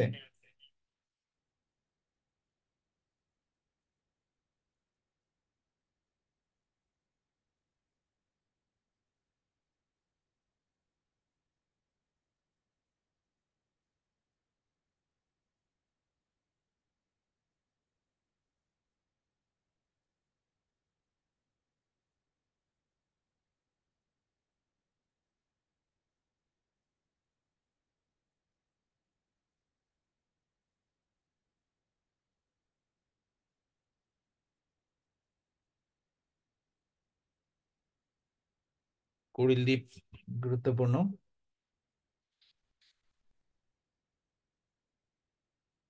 আচ্ছা। জাপান এবং চীনের যে বিরোধপূর্ণ দ্বীপটা, এই মুহূর্তে আমার নামটা মনে পড়ছে না, এই জন্য আমি একটু খুঁজতেছিলাম। এই আর কি। তো হচ্ছে আপনার এইটা একটু নোট রাখেন, যে হচ্ছে আপনার এই তথ্যটা আসলে আসার মতো তথ্য, যে হচ্ছে জাপান এবং চায়না বিরোধপূর্ণ দ্বীপ।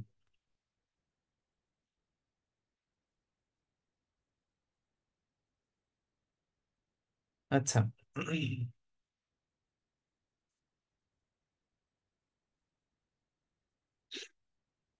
জাপানের এই যে আপনার এই যে এটা এই যে পিস স্ট্যাচু, এটা বেশ গুরুত্বপূর্ণ। এটা হচ্ছে নাগাসাকিতে, নাগাসাকি যে হচ্ছে আপনার শান্তি উদ্যান বা হচ্ছে আপনার সেখানে অবস্থিত। আচ্ছা। আর আমরা হচ্ছে পৃথিবীর বৃহত্তম মেগা সিটি টোকিও।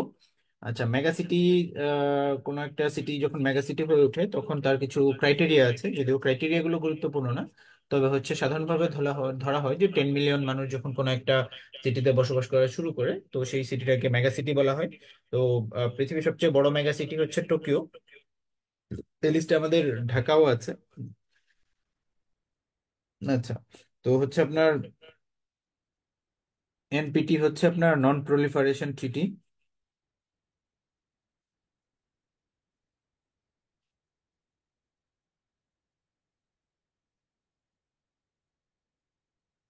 ওকে।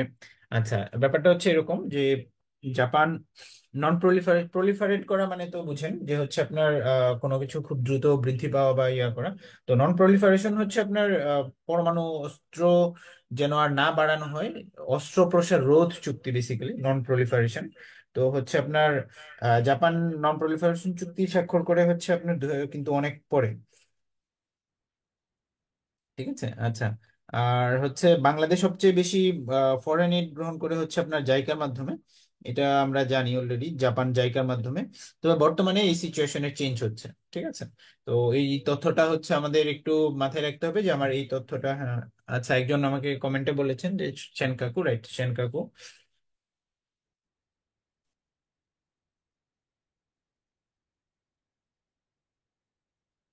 ওকে, আচ্ছা। তবে এই তথ্যটা হচ্ছে আমাদের একটু চোখে চোখে রাখা লাগবে। আমাদের হচ্ছে যে ইকোনমিক রিভিউ বা হচ্ছে আমাদের বাংলাদেশ ব্যাংকের যে ওয়েবসাইট, সেখান থেকে আমাদের একটু রিভিউ করে নিতে হয় টাইম টু টাইম। তো হচ্ছে কোনো কোনো কোয়ার্টারে এটা হচ্ছে চীন হয়, এবং হচ্ছে জাপান জাইকার মাধ্যমে, কিন্তু মানে ব্যাপারটা অনেকটা পলিটিক্যালও। তো হচ্ছে মানে পলিটিক্যাল সিনারিওটার এক্সপ্লেন না করি, ব্যাপারটা হচ্ছে যে কারেন্ট সিনারিওতে আসলে চায়না থেকে আমরা অনেক বেশি সাহায্য পাচ্ছি। ঠিক আছে, আচ্ছা। এখানে একটা জিনিস বলে রাখি যে বৈদেশিক সাহায্য, যে এই যে এখানে আমরা সাহায্য হিসেবে যেটা ইয়া করছি, এটা কিন্তু হচ্ছে মানে ফ্রি অফ ইন্টারেস্ট না। ব্যাপারটা হচ্ছে যে আপনার যখন আমাদের দেশে মানে কোনো দেশ ইনভেস্ট করে, তখন আমরা সেটাকে হচ্ছে আপনার ফরেন এইড হিসেবেই চিন্তা করি। তো ফরেন এইডের আসলে অনেকগুলো ফরম্যাট আছে। তার মাঝে একটা ফরম্যাট হচ্ছে আপনার ফরেন ডিরেক্ট ইনভেস্টমেন্ট। ঠিক আছে, তো হচ্ছে ফরেন ডিরেক্ট ইনভেস্টমেন্টও আসলে এক রকমের বৈদেশিক সাহায্য, যেটা আপনারা আসলে রিটার্নে যখন যাবেন তখন হচ্ছে আপনারা ইয়া করবেন। তো হচ্ছে আপনার বাংলাদেশের মানে বৈদেশিক সাহায্যের এটা হচ্ছে আপনার সবচেয়ে মানে কারেন্টলি আমরা যেটাতে সবচেয়ে বেশি জোর দিচ্ছি, এফডিআই, ফরেন ডিরেক্ট ইনভেস্টমেন্ট। এটাতে ডিরেক্ট হচ্ছে ক্যাপিটাল কোনো একটা দেশে ঢুকে। ঠিক আছে,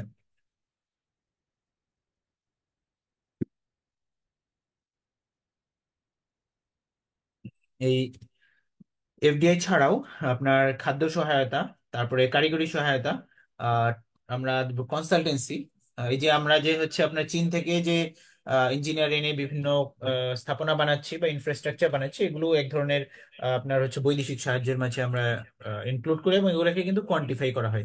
ঠিক আছে, কোয়ান্টিফাই করে তার একটা ভ্যালু ধরা হয়, এবং সেই ভ্যালু হচ্ছে আপনার মানে আমাদের দেশের ইয়াটা হচ্ছে যে মানে আমাদের প্রফিটটা হচ্ছে এরকম যে আপনার টেকনোলজিক্যালি হচ্ছে আরো বেশি অ্যাওয়ার হচ্ছে। আর আরেকটা ফরম্যাট হচ্ছে আপনার টেকনোলজি ট্রান্সফার। ধরেন আমরা যে ম্যাটেরিয়ালটা হচ্ছে একটা জায়গা থেকে আমরা হচ্ছে সোর্স করেছি, তারপরে আমরা হচ্ছে আমাদের যে কি বলে এটাকে স্যাটেলাইট পাঠিয়েছি, এটাও আমরা একটা জায়গা থেকে সোর্স করেছি, ফ্রান্স থেকে। তো হচ্ছে আপনার এই তারপরে ধরেন এখন হচ্ছে আমাদের দেশে কি বলে এটাকে আমরা বোয়িং বা হচ্ছে আপনার আরো বেশি বিমান কেনার জন্য হচ্ছে যুক্তরাষ্ট্র আমাদেরকে প্রেশারাইজ করছে। তো এইগুলাও হচ্ছে কিন্তু আপনার ধরেন যে হচ্ছে আমাদের এখানে যদি কয়েকটা বিমান চলে আসে, দেখা যাবে যে ওই কোয়ার্টারের জন্য যুক্তরাষ্ট্র আমাদের দেশে কে সবচেয়ে বেশি হচ্ছে ফরেন ডিরেক্ট ইনভেস্ট করা কান্ট্রি হয়ে যাবে। ঠিক আছে, তো এগুলা কাইন্ড অফ টেকনোলজি ট্রান্সফার, যেটা আমরা হচ্ছে ইম্পোর্ট করি।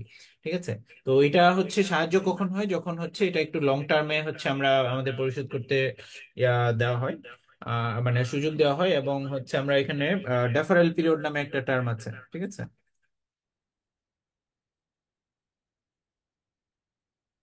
আচ্ছা। এই ডেফারেল পিরিয়ড জিনিসটা কি, ধরেন আমি হচ্ছে আজকে বাড়ি কেনার জন্য হচ্ছে আমাকে ইন্ডিয়া টাকা দিল, ধরেন আজকে আমাকে প্ল্যান্ট স্থাপন করার জন্য টাকা দিল। তো আমাকে সেটার জন্য হচ্ছে 10 বছর সময় দিল।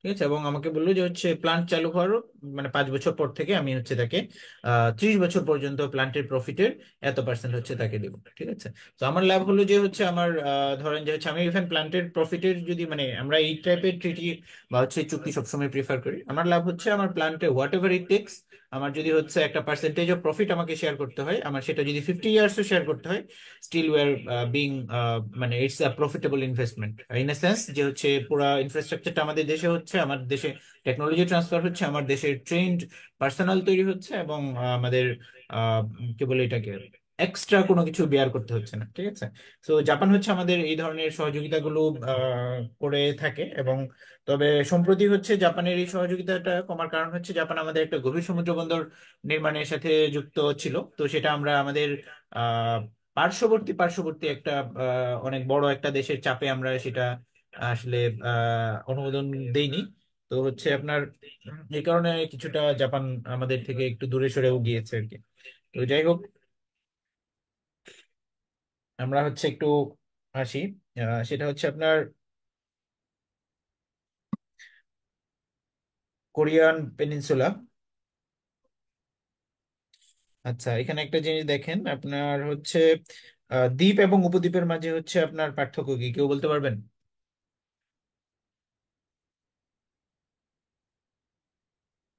উপদ্বীপকে ইংরেজিতে বলা হয় পেনিনসুলা। আচ্ছা, দ্বীপ যেখানে চারদিকে বিচ্ছিন্ন, সেখানে উপদ্বীপ হচ্ছে একটা দিক থেকে হচ্ছে আপনার মেইন ম্যাস, যেটা হচ্ছে ল্যান্ড ম্যাস, সেই হচ্ছে আপনার ল্যান্ড ম্যাসের সাথে কানেক্টেড। ঠিক আছে, আমি হচ্ছে একটু জাস্ট সংক্ষেপে ডেফিনেশনটা লিখে রাখি, তাহলে শেয়ার করলে মনে থাকবে। Connected to land mass.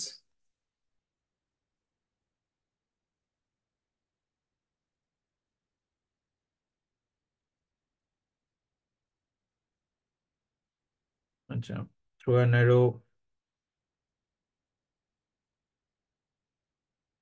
Passage. আচ্ছা, প্যাসেজ হচ্ছে এখানে ল্যান্ড প্যাসেজ, হ্যাঁ, এখানে ওয়াটার প্যাসেজ না কিন্তু। ঠিক আছে, জিনিসটা কিরকম আপনার হচ্ছে আহ, আমার কাছে আচ্ছা ম্যাপ আছে। ওই, এই যে আমার এটাই তো হচ্ছে কোরিয়া, এই যে এই জায়গাটাতে। আচ্ছা, আগের ম্যাপটা মনে হয় একটু বেশি ক্লিয়ার। এই যে দেখেন, north Korea and south Korea. আপনারা দেখেন এই যে এখানে শুধুমাত্র হচ্ছে একটু ল্যান্ড ম্যাসের সাথে সে কানেক্টেড। ঠিক আছে, খুবই ন্যারো একটা জায়গা, যেখানে আপনি আরাব পেনিনসুলার ম্যাপটা থাকলে হচ্ছে আরো ক্লিয়ারলি বুঝতে পারবেন যে হচ্ছে আসলে পেনিনসুলা জিনিসটা দেখতে কেমন হয়। আচ্ছা, তো কোরিয়ান উপদ্বীপের যে জিনিসটা, কোরিয়া উপদ্বীপের হচ্ছে আপনার মানে কোরিয়া উপদ্বীপ বলতে নর্থ কোরিয়া সাউথ কোরিয়া দুটাই আসে। তো এইখান থেকে হচ্ছে আপনাদের মানে পড়ার মতো জিনিস আসলে, মানে পড়ার মতো জিনিস আসলে অনেক কিছু আছে, কিন্তু আসার মতো জিনিস আসলে খুব বেশি নাই। আচ্ছা, তো হচ্ছে আপনার তারপরেও কিছু কিছু কনসেপ্ট আপনারা নিয়ে রাখবেন হচ্ছে। আপনার আমি এর আগে এই জিনিসটা ব্যাখ্যা করেছিলাম যে ইউনাইটিং ফর পিস পলিসি, আসলে হচ্ছে এখান থেকে সবচেয়ে বেশি আসতে পারে এই জিনিসটাই। হ্যাঁ, মানে সবচেয়ে ইম্পর্টেন্ট জিনিসই হচ্ছে এটা, ইউনাইটিং ফর পিস পলিসি। এটা নেওয়া হয় হচ্ছে আপনার কোরিয়ান ওয়ারের হচ্ছে প্রেক্ষিতে। তো হচ্ছে আপনার 1950 সালে, এটা আমি এর আগের ক্লাসটাতে ইন ডিটেইলস এক্সপ্লেইন করেছি। তো আজকে আর আমি এক্সপ্লেনেশনে গেলাম না, এবং এক্সপ্লেনেশনটা আসলে আসবেও না। ঠিক আছে, তো হচ্ছে আপনার এটা গুরুত্বপূর্ণ। এরপরে হচ্ছে আপনার সানশাইন পলিসি, এটা গুরুত্বপূর্ণ। আচ্ছা, উত্তর কোরিয়ার কাছে যে পারমাণবিক অস্ত্র আছে বা নাই, এটা আসলে আসবে না। ঠিক আছে, পারমাণবিক অস্ত্র যে নোদং মুসুদাং, এগুলো হচ্ছে আসলে আসার মতো প্রশ্ন না। আচ্ছা,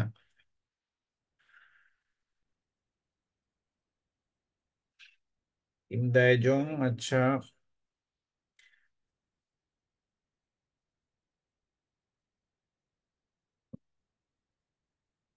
আমি একটু বুলেট পয়েন্ট গুলো একটু দেখি, দেখি কোনোটা কেটে দিতে পারি কিনা।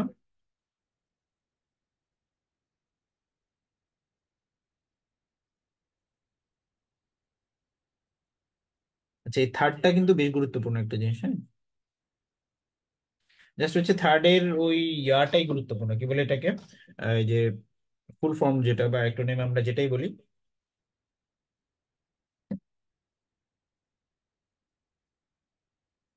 এই যে লং হিস্ট্রি, এগুলো আসলে আসবে না আর কি।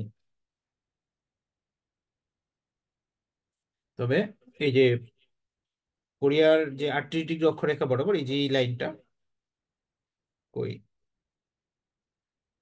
এই লাইনটা হচ্ছে আপনার 38 ডিগ্রি, হ্যাঁ। তো এটা গুরুত্বপূর্ণ যে হচ্ছে আমার এই সীমারেখাটা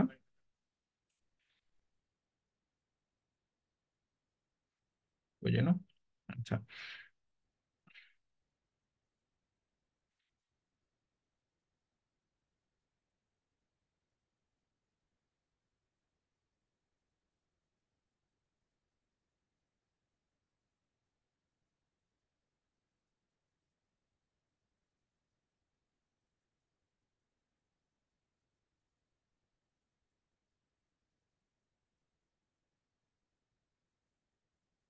আচ্ছা, এই কোরিয়ান ইয়াটা স্পেসিফিক্যালি 40 এবং 41-এর জন্য খুব গুরুত্বপূর্ণ ছিল, কারণ ওই সময় এই এরিয়াটাতে বেশ কিছু গুরুত্বপূর্ণ ঘটনা ঘটে।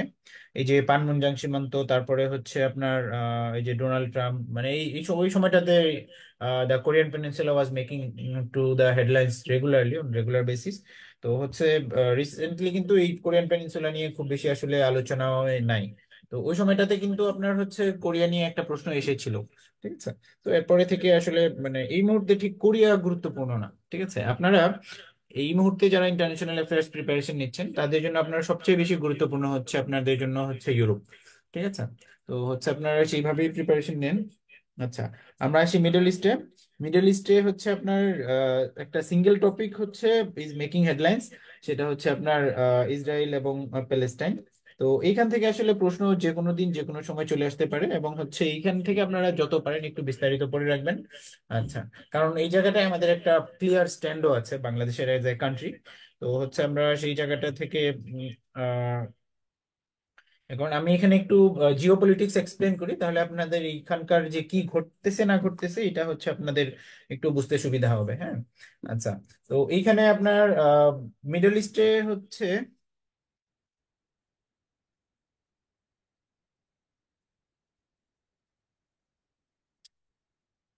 আমি একটা ইনফরমেশন একটু কেটে দিই।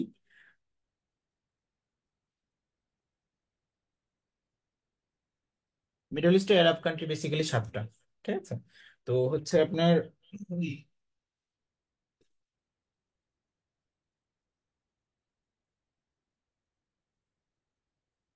আচ্ছা, আমি হচ্ছে একটু মানে জিওপলিটিক্স এর ট্রেন্ডটা এক্সপ্লেন করে দিই, তাহলে হচ্ছে আপনার বুঝতে সুবিধা হবে। মধ্যপ্রাচ্যের সবচেয়ে বড় মাথা ব্যথা কিন্তু এখন আসলে, মানে আমরা যদিও হচ্ছে ইসরায়েল প্যালেস্টাইন নিয়ে অনেক বেশি কিন্তু মধ্যপ্রাচ্যের সবচেয়ে বড় মাথা ব্যথা আসলে কুর্দিরা, ঠিক আছে। মানে তাদের নিজেদের মাথা ব্যথা, ঠিক আছে। কারণ কুর্দি সমস্যার সাথে ইরান, ইরাক, তুরস্ক, আহ লেবানন, সিরিয়া, মোটামুটি অনেকগুলা দেশ আসলে জড়িত। এবং এই কুর্দি সমস্যার খুব দ্রুত যদি সমাধান না হয়, যে কোনো দিন যে কোনো এই কান্ট্রিগুলোর মানে ব্লাস্ট হতে পারে, ঠিক আছে। আচ্ছা, এই Lebanon sorry Lebanon sorry Israel Palestine issue ওই জায়গার স্থানীয় একটা ইস্যু। যদিও গ্লোবালি এর ইম্প্যাক্ট আছে, ইমোশনাল ইম্প্যাক্ট আছে, ঠিক আছে। কিন্তু কুর্দি problem is a real threat to the peace of Middle East. আচ্ছা, তো হচ্ছে আপনার এখানে কুর্দিরা বেসিক্যালি এই রিজিয়নটাতে হচ্ছে ছড়ানো ছিটানো আছে, ঠিক আছে। কিছু কুর্দি হচ্ছে আপনার এখানে মানে এইদিকে আছে, এইদিকে আছে। তো কুর্দিরা সবচেয়ে বেশি হুমকি হচ্ছে আপনার তুরস্কের জন্য, ঠিক আছে। তো এই কুর্দিদের নিয়ে তুরস্ক আসলে বেশ প্রেসারে আছে যুক্তরাষ্ট্রের পক্ষ থেকে, এবং তুরস্ক এই কুর্দিদের জন্য আসলে বেশ কিছু জায়গায় তাদের ছাড়ও দিতে হয়েছে, ঠিক আছে। আপনারা জানেন যে তুরস্ক এখন মানে লাস্ট ফিউ ইয়ার্স মানে খুবই অ্যাগ্রেসিভ বিভিন্ন পলিসি নিয়েছে। তো হচ্ছে কিন্তু সেখানেও হচ্ছে আপনার আসলে এখানে কিছু ছাড় দিতে হয়েছে। আচ্ছা, তুরস্কের সবচেয়ে গুরুত্বপূর্ণ যে প্রজেক্ট সেটা হচ্ছে আপনার ইস্তাম্বুল ক্যানেল, এবং হচ্ছে এখান থেকে তুরস্ক থেকে যদি প্রশ্ন আসে তাহলে আসার মতো প্রশ্ন একটাই, সেটা হচ্ছে ইস্তাম্বুল ক্যানেল। আমি এই জিনিস টপিকটা একটু লিখে রাখি।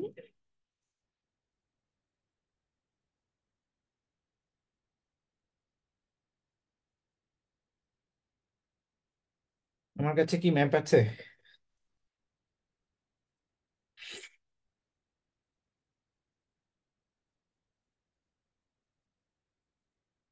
আচ্ছা, আমি উইদাউট ম্যাপ একটু এক্সপ্লেন করি। ব্যাপারটা অনেকটা এরকম। আপনার এই জায়গাটাতে হচ্ছে আপনার মেডিটেরানিয়ান সি, হ্যাঁ, এমএস। আচ্ছা, তো হচ্ছে আপনার এই যে তুরস্কের যে এইখানে আমাদের হচ্ছে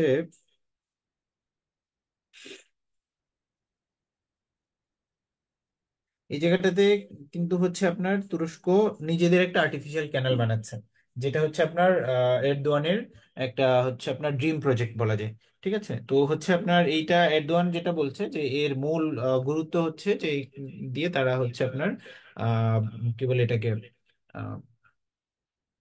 মানে হচ্ছে ট্রেড রিলেটেড যে শিপগুলো, সেই শিপগুলার আহ, থেকে তারা হচ্ছে রেভিনিউ আর্ন করবে, ঠিক আছে। বাট ব্যাপার যেটা হয়েছে যে সেটা হচ্ছে আপনার এই যে এখানে কিন্তু আমার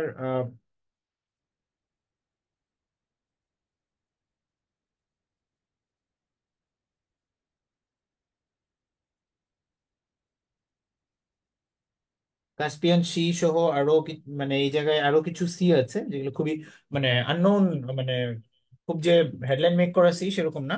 তো হচ্ছে আপনার এই রিজন গুলা থেকে যখন হচ্ছে আপনার কোনো ইয়া আসে, কি বলে এটাকে, শিপ বের হয়ে আসে, তো তার জন্য হচ্ছে আপনার আহ কি বলে এটাকে, তুরস্ক কোনো ধরনের অর্থনৈতিক লাভ আসলে পায় না। তো হচ্ছে এখন কিন্তু হচ্ছে এখানে আসলে তুরস্কের যে মানে এখানে কিছু ইন্টারন্যাশনাল রেগুলেশনস আছে। তো হচ্ছে তুরস্ক এখন যেটা চাচ্ছে তার নিজের দেশের ভিতর দিয়ে যদি হচ্ছে সে একটা ক্যানেল করে দিতে পারে, তো সে সেখান থেকে হচ্ছে আসলে রেভিনিউ জেনারেট করতে পারবে। ঠিক আছে, কারণ আমার দেশের মধ্য দিয়ে আমি অন্য একটা দেশকে জাহাজ যেতে দিচ্ছি। তো হচ্ছে সো আমি মানে আমার যে ধরনের জাহাজ খুশি যাক, আমাকে টাকা দিলেই হলো, মানে এরকম একটা সাইকোলজি থেকে এরদোয়ান আসলে এই কাজটা করছেন। তো হচ্ছে এই প্রেক্ষিতে আসলে ইস্তাম্বুল ক্যানেলটা আসলে খুবই গুরুত্বপূর্ণ হচ্ছে হয়ে উঠেছে। আচ্ছা, এইদিকে আপনার হচ্ছে আহ, সিরিয়া এবং লেবানন, আপনার হচ্ছে সিরিয়াতে আপনারা জানেন যে বাশার আল আসাদ হচ্ছে এখন ক্ষমতায় আছেন, কিন্তু হচ্ছে আপনার এই কি বলে এটাকে, রাশিয়ার প্রেসিডেন্ট ভ্লাদিমির পুতিন হচ্ছে ওয়াগনার গ্রুপ দিয়ে সরাসরি সিরিয়াতে হচ্ছে হস্তক্ষেপ করে এই যে বাশার আল আসাদকে ক্ষমতায় রেখেছেন। ঠিক আছে, তো হচ্ছে 2011 সালে যে আরব স্প্রিং শুরু হয়েছিল, সেখান থেকে কিন্তু বাশার আল আসাদের আসলে পতন হয়েই যাচ্ছিল অবস্থা। তো সেখান থেকে জরুরি ভিত্তিতে ওয়াগনার গ্রুপকে আসলে এখানে ডিপ্লয় করা হয়। তো হচ্ছে এখনো হচ্ছে ওয়াগনার গ্রুপের বেশ কিছু সদস্য এখানে মোতায়েন আছে, যেটা আমরা আসলে অনেকেই জানি না। তো হচ্ছে এই, আচ্ছা, ইরান ইরাকের হচ্ছে অনেক লম্বা হিস্ট্রি। আপনার হচ্ছে গালফ ওয়ার থেকে শুরু করে আরো অনেক ইস্যু আছে, শাতিল আরব, তারপরে হচ্ছে আপনার ইয়া। তবে হচ্ছে এখানে আপনারা জানেন কিনা জানি না, ইরান এবং ইরাকের, সরি, ইরানের স্পেসিফিক্যালি আপনার প্রাইম মিনিস্টার কোন গোত্রের হবে এবং প্রেসিডেন্ট কোন গোত্রের হবে এগুলো, এবং ধর্মীয় নেতা কোন গোত্রের হবে। এটা যদিও ধর্মীয় নেতা হচ্ছে আয়াতুল্লাহ খুমেনি, হচ্ছে উনি এখন সর্বেসর্বা, কিন্তু হচ্ছে আপনার ইরানের প্রাইম মিনিস্টার কিন্তু অবশ্যই সুন্নি থেকে হবে, এটা আপনারা জানেন কিনা। ঠিক আছে, তো প্রাইম মিনিস্টার সুন্নি থেকে হবে, এই কারণে প্রাইম মিনিস্টারকে কিন্তু হচ্ছে একেবারে পাওয়ারলেস করে রাখা হয়েছে। ঠিক আছে, এবং এই ধরনের হচ্ছে আপনার একটা ব্যাপার এই কি বলে এটাকে, লেবাননেও আছে। লেবাননে কিন্তু হচ্ছে আপনার প্রাইম মিনিস্টার কি বলে এটাকে, খ্রিস্টিয়ান সম্প্রদায় থেকে হওয়া বাধ্যতামূলক। ঠিক আছে, ওদের এখানে হচ্ছে এই ধরনের একটা ক্লাসিফিকেশন আছে যে হচ্ছে আপনার কুর্দি থেকে কিছু পজিশন পাবে, আপনার হচ্ছে সুন্নি থেকে কিছু পাবে, এবং হচ্ছে শিয়া থেকে কিছু পাবে। তো হচ্ছে এইখানে বেসিক্যালি এই কান্ট্রিগুলোতে সবচেয়ে বড় সমস্যা হয়ে গেছে হচ্ছে আপনার এই যে রিলিজিয়াস কনফ্লিক্টটা। ঠিক আছে, আচ্ছা, এই ইয়েমেনে তো আপনারা জানেন যে হচ্ছে এখন যুদ্ধ চলছে আসলে, ইয়েমেনের হুথি বিদ্রোহীরা এখানে আপনার,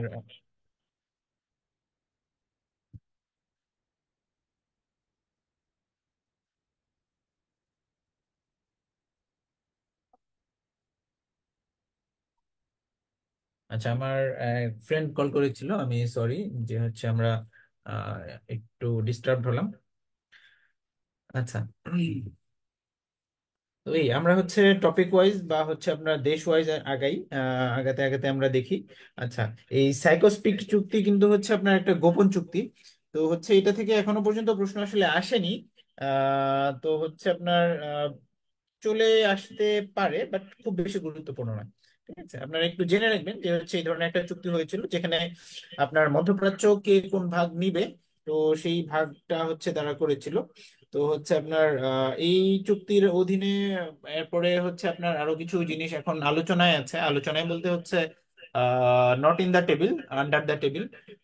তো হচ্ছে আলোচনাটা অনেকটা এরকম যে হচ্ছে সৌদি আরবকে ভাগ করা যায় কিনা, আপনার হচ্ছে মুসলমানদের যে রিলিজিয়াস দুইটা হোলি প্লেস, সেই দুইটা হোলি প্লেসকে আসলে দুটা আলাদা আলাদা কান্ট্রিতে ফেলা যায় কিনা, সে ধরনের একটা আন্ডার দ্য টেবিল ডিসকাশন হচ্ছে অলওয়েজ রানিং। ঠিক আছে, তো হচ্ছে সবকিছুই আসলে সাইকোস্পিক চুক্তির অধীনে। আমরা এখন যে আপনার কিংডম অফ সৌদি আরাবিয়া, আপনার আল সাউদ কেএসএ আমরা যেটাকে বলি, এবং হচ্ছে আপনার এই যে সিরিয়া, যেটা সিরিয়া লেবানন, এই ভাগাভাগিটা কিন্তু এই সাইকোস্পিক চুক্তির কিছুটা হচ্ছে আপনার ছাড় দিয়ে তারা এটা বাস্তবায়ন করেছে। তো সেখানে তারা হচ্ছে আপনার সাউদ বংশকে তারা এই যে আপনার এখন যে সৌদি আরবিয়া বা এই পার্টটা শাসন করতে এলাও করা হয়েছে, এবং হচ্ছে আপনার কি বলে এটাকে, বাকি যে হচ্ছে আপনার লেবানন সিরিয়া সহ ওই পার্টটাতে হচ্ছে আপনার ওই যে বাশার আল আসাদ সহ তাদের যে ফ্যামিলি, সেই ফ্যামিলিকে এলাও করা হয়েছে। তো এইগুলা হচ্ছে আপনার সবই তখনকার প্ল্যান। আমরা হচ্ছে সরাসরি হচ্ছে ইসরায়েল প্যালেস্টাইন ইস্যুতে চলে আসি। ইসরায়েল প্যালেস্টাইন ইস্যুতে আসলে ধরেন এই যে রিসেন্ট কি ঘটছে না ঘটছে, এগুলো থেকে আসলে মানে এইভাবে প্রশ্নটা আসে না।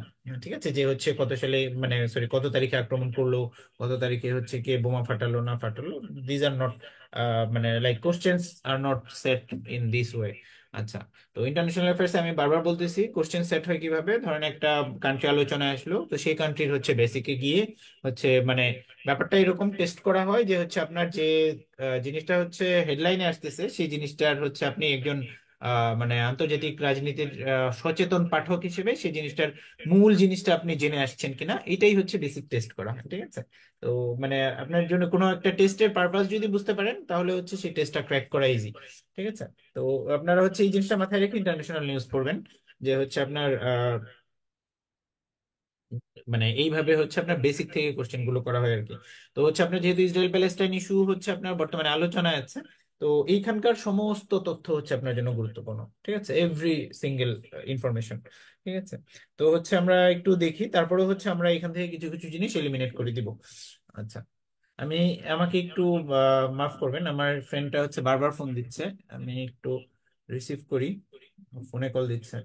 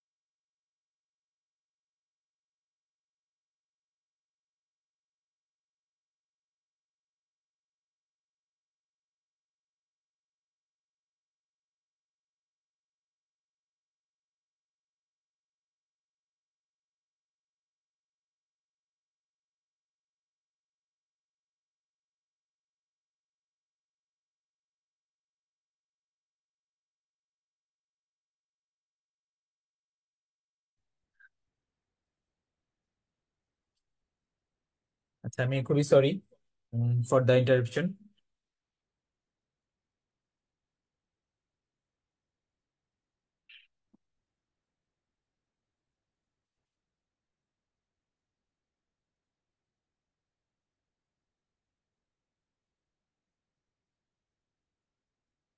আমার ইসরায়েল প্যালেস্টাইনের সবচেয়ে গুরুত্বপূর্ণ এমসিকিউ হচ্ছে থিওডোর হার্জেল।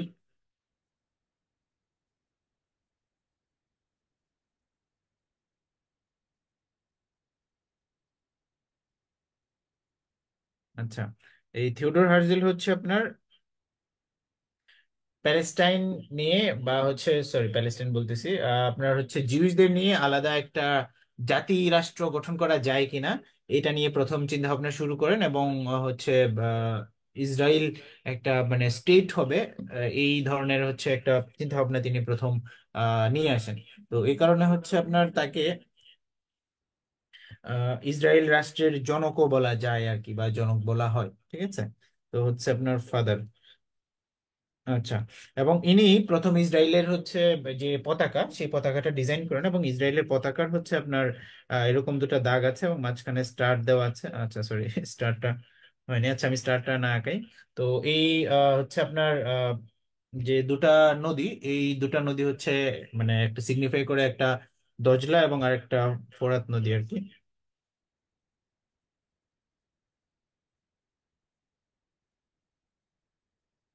আচ্ছা, তো ব্যাপারটা হচ্ছে যে মানে দ্য সিম্বল ইজ যে হচ্ছে এই নদীর মাঝখানে জায়গাটুকু আমাদের। ঠিক আছে, তো হচ্ছে আপনার ব্যাপার হচ্ছে যে আপনার এই যে প্রথম বিশ্বযুদ্ধের আপনার মাঝামাঝি সময়, মানে প্রথম দিকে দুটা বিশ্বযুদ্ধেই কিন্তু আপনার যারা জয়ী ছিল, ঠিক আছে, আমাদের যে পক্ষটা জয়ী ছিল, সেই জয়ী পক্ষগুলো কিন্তু প্রথম দিকে সুবিধা করতে পারেনি। ঠিক আছে, তো সুবিধা করার একটা না কারণ ছিল যে তারা কিছুটা আনপ্রিপেয়ার্ড ছিল, কারণ যারা আক্রমণ করে তারা তো কিছু প্রিপারেশন নিয়েই আক্রমণ করে। তো হচ্ছে আপনার প্রথম দিকে আপনার ইউকে কিন্তু একেবারেই হচ্ছে কোণঠাসা হয়ে পড়েছিল। ঠিক আছে, তো সেইখান থেকে আপনার হঠাৎ করে একটা আবিষ্কার হচ্ছে আপনার যুদ্ধের মোড় ঘুরিয়ে দেয়, এবং যেটা হচ্ছে আপনার এই যে কি বলি এটাকে, প্রথম বিশ্বযুদ্ধে ইতালি সহ অন্যান্য যারা আহ আরেকটা পক্ষে ছিল, তো তাদেরকে হচ্ছে ব্যাকফুটে ঠেলে দেয়। ঠিক আছে, সেই আবিষ্কারটা হচ্ছে আমাদের এসিটন। ঠিক আছে, তো হচ্ছে আপনার এই এসিটন আবিষ্কার করার প্রেক্ষিতে আপনার হচ্ছে যে ওয়াইজম্যান এসিটন আবিষ্কার করেন, তো তাকে একটা সংবর্ধনা দেওয়া হয় 1917 সালে। এবং সেখানে তিনি হচ্ছে আপনার, তাকে বলা হয় যে হচ্ছে তিনি কি চান, মানে হচ্ছে এরকম ব্যাপার থাকে না যে হচ্ছে মানে ও আমাদের এত কিছু করছে তো ও কি চাই, যা চাই তাই দিয়ে দাও। তো সেরকম একটা ব্যাপার, তো তিনি সেখানে ইহুদি রাষ্ট্র প্রতিষ্ঠার দাবি জানান। অবশ্য এর আগেই হচ্ছে থিওডর হার্জেল আসলে আপনার কি বলে এটাকে বুদ্ধিবৃত্তিক ভাবে কাজ করে যাচ্ছিলেন ইহুদি রাষ্ট্র প্রতিষ্ঠার ব্যাপারে, বা এই ব্যাপারে অন্তত বিশ্ব জনমত তৈরি করার ব্যাপারে। তো হচ্ছে আপনার সেই সময়টাতে যেহেতু মানে ইনি আবার হচ্ছে দাবি জানান, তো তার প্রেক্ষিতে আসলে আহ বেলফোর যে হচ্ছে চিঠি পাঠান 1922 সালে লিগ অফ নেশনসে। তো মানে হচ্ছে আপনার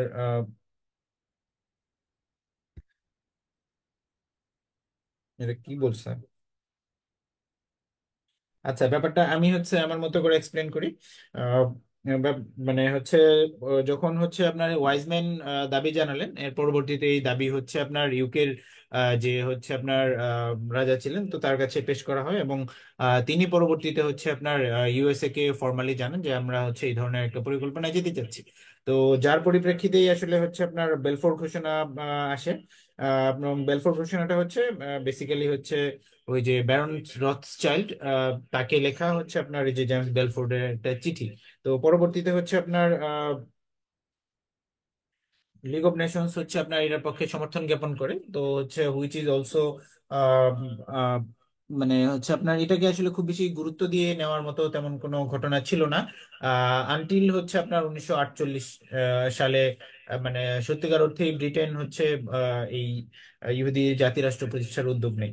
ঠিক আছে, তো পরবর্তীতে হচ্ছে 1928 সালে জুইশ ন্যাশনাল কাউন্সিল গঠিত, এগুলা কিন্তু সবই যুক্তরাষ্ট্রে হচ্ছে। ঠিক আছে, যুক্তরাষ্ট্র এবং যুক্তরাজ্যের প্রত্যক্ষ সমর্থনে হচ্ছে। এবং হচ্ছে আপনার দেখেন এই যে স্বাধীন রাষ্ট্র হিসেবে ঘোষণা করা হয় 1948 সালে 14 মে, উইচ ইজ ভেরি ইম্পর্টেন্ট। এবং আপনার আহ, এই যে ওয়াইজম্যান, এই হলো আপনার সেই ওয়াইজম্যান এবং ব্যান গুইরিন, এটা হচ্ছে বেশ গুরুত্বপূর্ণ। আচ্ছা,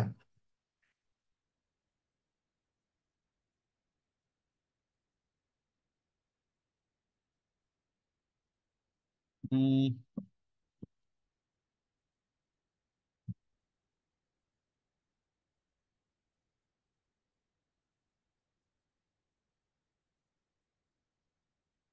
আচ্ছা আপনারা হচ্ছে আমাকে আহ, 2টা সেকেন্ড একটু সময় দেন, আমি আমার নোটটা একটু বের করে নিই। আপনাদের কিছু ইনফরমেশন আসলে লাগবে এর বাইরে। জাস্ট একটা মিনিট সময় দেন আমাকে।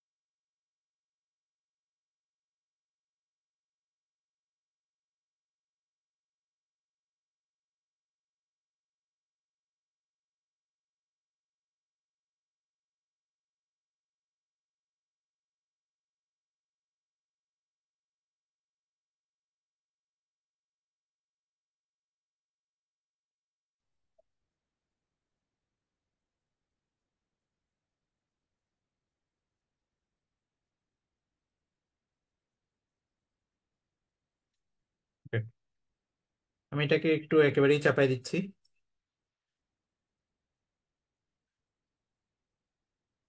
আপনার একটু খাতা কলম নেন। সেটা হচ্ছে আমরা কিছু তথ্য জেনে নিব। সেটা হচ্ছে আরব ইসরায়েল ওয়ার।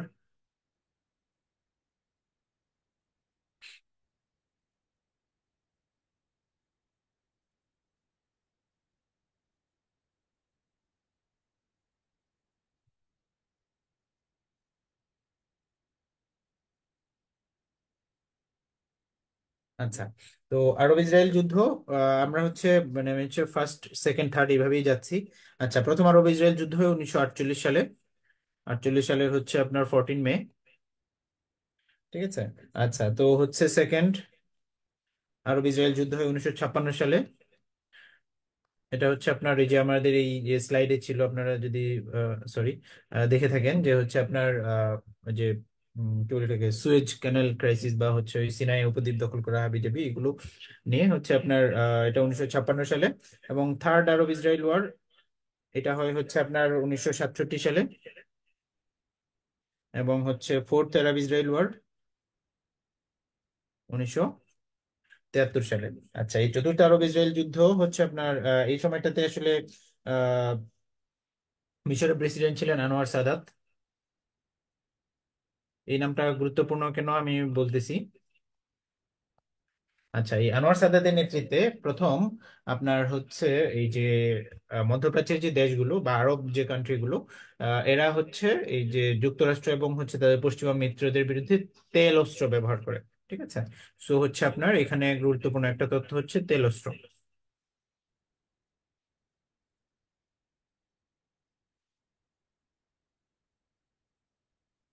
আচ্ছা, একটা জিনিস আমি বলে রাখি যে আপনারা যদি আমাকে এলাও করেন, আমি এরপরে থেকে হচ্ছে ইন্টারন্যাশনাল অ্যাফেয়ার্স এর ক্লাসগুলো আমি আমার মতো করে কন্ডাক্ট করব। আহ, আমি হচ্ছে যে সিলেবাসটা হচ্ছে আমি মানে ইয়া করে স্লাইড দেখে আমার যথেষ্টই ডিস্ট্রাকশন হয়। এবং হচ্ছে স্লাইডটা খুব বেশি যে মানে আমার কাছে ফুলফিলিংও লাগছে না আর কি, ফর দ্য টাইম বিং। ঠিক আছে। তো হচ্ছে আপনারা স্লাইডটা আপনাদের দেওয়া থাকবে, এর সাথে হচ্ছে আপনার স্লাইডের সাথে কমপ্লিমেন্টারি হচ্ছে আমার আমি হচ্ছে কিছু ইনফরমেশন হচ্ছে আপনাদের সাথে শেয়ার করব। আপনারা হচ্ছে ওইভাবে যদি মনে করেন অ্যাপ্রোপ্রিয়েট তাহলে করতে পারেন। ঠিক আছে। তো হচ্ছে আমি এরপর থেকে মানে স্লাইডটা আগেই দেওয়া থাকবে। আপনার স্লাইডের সাথে কমপ্লিমেন্টারি মানে আমি স্লাইডটা দেখবো, এর সাথে কমপ্লিমেন্টারি আপনাদের ইনফরমেশন দিব। আচ্ছা, তো হচ্ছে আপনার প্রথম তেলস্ত্র ব্যবহার করা হয়েছে 1973 সালে। তো এই সময় হচ্ছে আপনার এই জিনিসটাকে হচ্ছে এটাকে বলা হচ্ছে পেট্রো ডলার ওয়েপন। ঠিক আছে।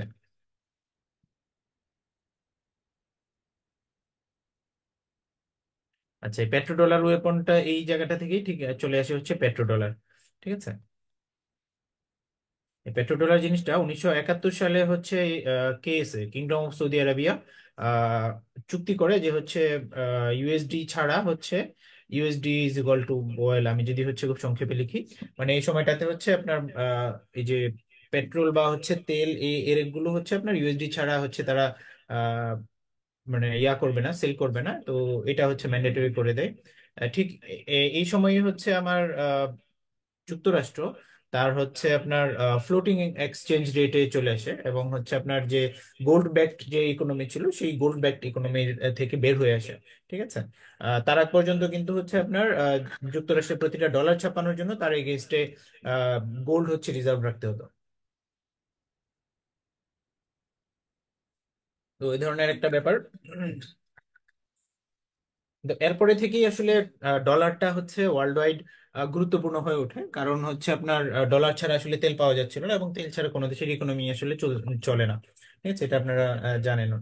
তো হচ্ছে আপনার এটা গুরুত্বপূর্ণ। আর একটা জিনিস হচ্ছে আপনার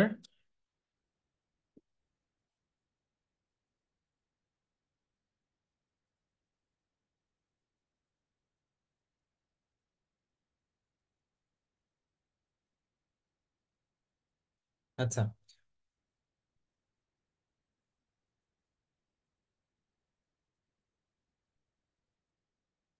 যুক্তরাষ্ট্র বা ইউএসএ জেরুজালেমকে ইউএসএ প্যালেস্টাইনের রাজধানী হিসেবে স্বীকৃতি দেয় 2017 সালে। হ্যাঁ, এই তথ্যটা আপনারা একটু জেনে রাখেন, এই তথ্যটা গুরুত্বপূর্ণ। আমি একটু স্লাইডটা দেখি।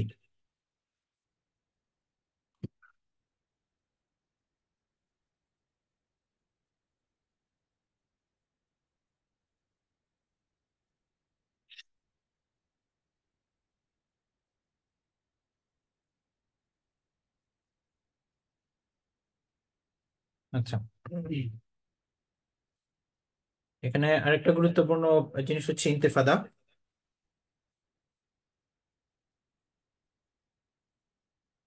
আচ্ছা, তো ইন্তেফাদা শব্দের অর্থ হচ্ছে জাগরণ অথবা কম্পন। ঠিক আছে, তো এখনো পর্যন্ত ইন্তেফাদা হয়েছে তিনটা। এই তিনটা ইন্তেফাদা হচ্ছে আপনার প্রথমটা হয়েছে 1987 সালে, এবং দ্বিতীয়টা হচ্ছে আপনার এটা শেষ হয়ে ফার্স্ট ওয়ান হচ্ছে, আচ্ছা আমি এখানে ওয়ান দিই এইভাবে, 1987 থেকে 1993 পর্যন্ত। এবং এই সময়কার প্রধান ওয়েপন ছিল হচ্ছে পাথর। ঠিক আছে, আচ্ছা, আর দ্বিতীয় ইন্তিফাদা শুরু হয় 2000 সালে।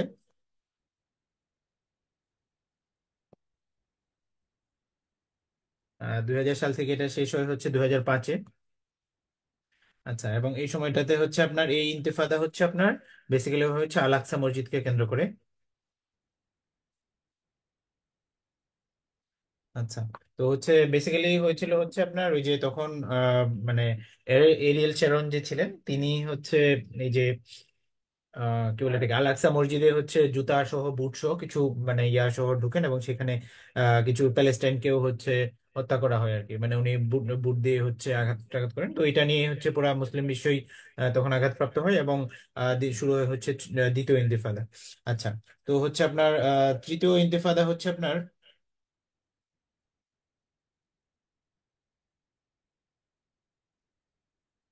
শুরু হয় হচ্ছে 2017 সালে।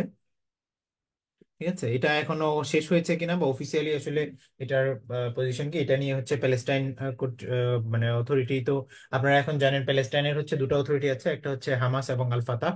তো হচ্ছে এখানে আপনাদের একটু বলে রাখি যে হচ্ছে হামাস যে গোষ্ঠীটা, এই এরা হচ্ছে আপনার কিছুটা সশস্ত্র বিদ্রোহ করে মানে প্যালেস্টাইনকে স্বাধীন করার পক্ষপাতী।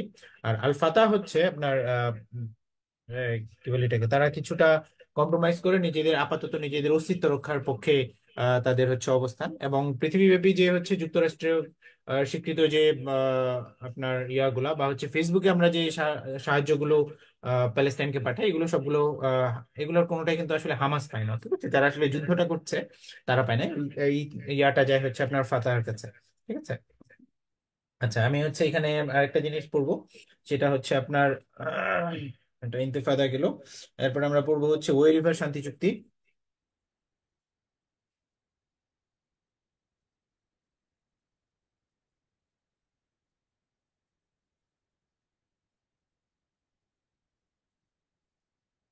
আচ্ছা, তো ওয়ে রিভার শান্তি চুক্তি হচ্ছে 1998 সালে হয়, হ্যাঁ। এটা খুবই গুরুত্বপূর্ণ। ওয়ে রিভার শান্তি চুক্তি ছিল স্বাক্ষর করে হচ্ছে ইয়াসির আরাফাত,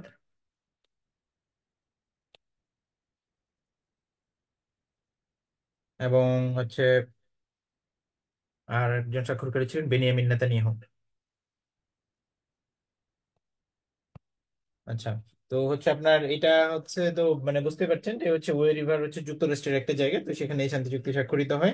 তো হচ্ছে আপনার এই ঠিক এই ওয়ে রিভার শান্তি চুক্তির হচ্ছে প্রেক্ষিতেই আসলে ওই যে কি বলে এটাকে আপনার ফাতাহ যে গ্রুপটা হচ্ছে তারা তখন থেকেই আসলে মানে কিছুটা কম্প্রোমাইজিং নিয়েতে চলে যায়। তো পরবর্তীতে হচ্ছে আপনার মানে হামাস হচ্ছে বিদ্রোহ মানে করে, এবং তারা চিন্তা করে যে হচ্ছে আপনার কি বলে সশস্ত্র বিদ্রোহই একমাত্র উপায় প্যালেস্টাইনের স্বাধীনতার। ঠিক আছে, আচ্ছা, তো হচ্ছে আপনার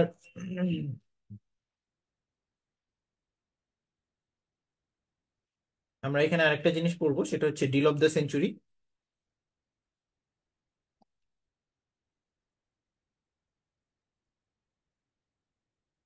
এটা বেশ গুরুত্বপূর্ণ, ওয়ে রিভার শান্তি চুক্তির থেকে 1000 টাইমস ইম্পর্টেন্ট। আচ্ছা, তো ডিল অফ দ্য সেঞ্চুরি হচ্ছে আপনার 2019 সালে, 2019।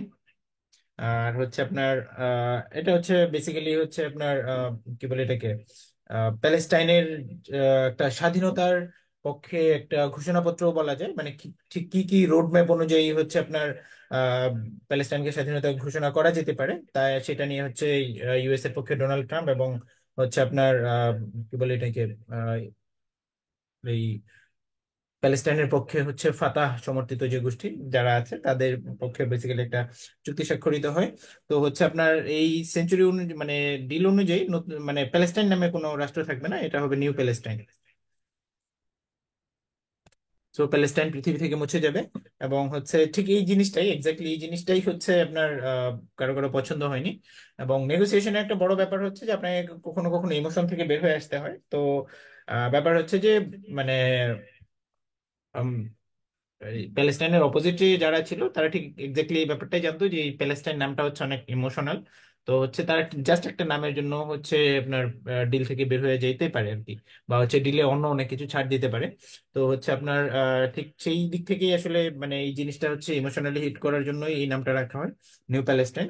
তো হচ্ছে আপনার এখানে বেসিক্যালি এটা হচ্ছে ডিল অফ দ্য সেঞ্চুরির একটা মেইন ইস্যু ছিল যে এখানে মানে সবচেয়ে বড় যে গুরুত্বপূর্ণ ব্যাপার সেটা হচ্ছে আমরা এখানে ফাতাহ এবং হামাস দুজনকে ইনক্লুড করা হয়। ঠিক আছে। সো হচ্ছে আপনার পক্ষ হয়ে গেল তিনটা, একটা হচ্ছে ইসরায়েল, আর একটা হচ্ছে হামাস, এবং আরেকটা হচ্ছে ফাতাহ। ঠিক আছে, একটা ত্রিপক্ষীয় চুক্তি। তো হচ্ছে সেই ত্রিপক্ষীয় চুক্তির মাঝে হচ্ছে জেরুজালেমকে হচ্ছে আপনার কি বলে এটাকে একটা সার্বভৌম রাষ্ট্র হিসেবে ঘোষণা করার কথা বলা হয়। এবং বলা হয় যে হচ্ছে আপনার জেরুজালেম সার্বভৌম থাকবে। এবং আহ, জেরুজালেম পৌরসভা নামে হচ্ছে একটা অথরিটি তৈরি হবে, মানে মিউনিসিপাল অথরিটি তৈরি হবে। যে মিউনিসিপাল অথরিটি আসলে হচ্ছে আপনার অনেকটা মানে এরকম একটা প্রপোজাল যে হচ্ছে ওই যে কি বলে ভ্যাটিকান সিটি যে ঠিক যেভাবে পরিচালিত হয় ইতালির ভিতরে মোটামুটি একটা মানে রিকগনাইজড একটা কান্ট্রিও বলা যায়, কিন্তু হচ্ছে কান্ট্রির কোনো রকমের কোনো অথরিটি তাদের নাই। তো ঠিক সেরকম একটা প্রপোজাল আসলে এখানে দেওয়া হয়। তো হচ্ছে আপনার সেই প্রপোজালের মেন ইয়া ছিল যে হচ্ছে ওই একটা অথরিটি থাকবে, একটা মিউনিসিপাল অথরিটি থাকবে, সেই অথরিটির কাছে যে পবিত্র যে স্থানগুলো সেই পবিত্র স্থানগুলো থাকবে। এবং সেই পবিত্র স্থানগুলোতে হচ্ছে আপনার সবাই মানে হচ্ছে ইসরায়েলিরা ঢুকুক বা হচ্ছে যেই ঢুকুক তাকে হচ্ছে পর্যাপ্ত পরিমাণে চেকিংস এবং আদার সিকিউরিটি অ্যারেঞ্জমেন্টের মধ্য দিয়ে যেতে হবে। তো ঠিক এক্স্যাক্টলি এই জিনিসটাই হচ্ছে মানে ব্যাপারটা হচ্ছে যে মানে মুসলিমস আর টু মাচ ইমোশনাল। তো এই জায়গাটাতেই আসলে মানে অনেক মানে দেন দরবার হয়। তো ব্যাপারটা হচ্ছে এরকম যে হচ্ছে মুসলমানদের কথা ছিল যে হচ্ছে আমাদের মানে আমাদের জেরুজালেমে বা হচ্ছে আমরা মসজিদে আকসাতে যাব, আমাদের কেন হচ্ছে এরকম ইসের মধ্যে দিয়ে যেতে হবে, সিকিউরিটি চেকিংস এর মধ্যে দিয়ে যেতে হবে আর কি। তো এরকম আরো অনেক ব্যাপার স্যাপার ছিল। সবচেয়ে প্রমিসিং যে ব্যাপার ছিল যে হচ্ছে আপনার যুক্তরাষ্ট্রের পক্ষ থেকে কিছু আর্থিক ফেসিলিটি দেওয়ার কথা বলা হয় আর কি, ফেসিলিটিজ এন্ড সিকিউরিটিজ। তো যাই হোক আপনার হচ্ছে এই হচ্ছে মোটামুটি হচ্ছে ডিল অফ দ্য সেঞ্চুরি। তো আমরা হচ্ছে আরেকটা জিনিস বলি যে হচ্ছে কই আচ্ছা নেতানিয়াহু হচ্ছে আপনার লিকুদ পার্টির, এটা বেশ গুরুত্বপূর্ণ।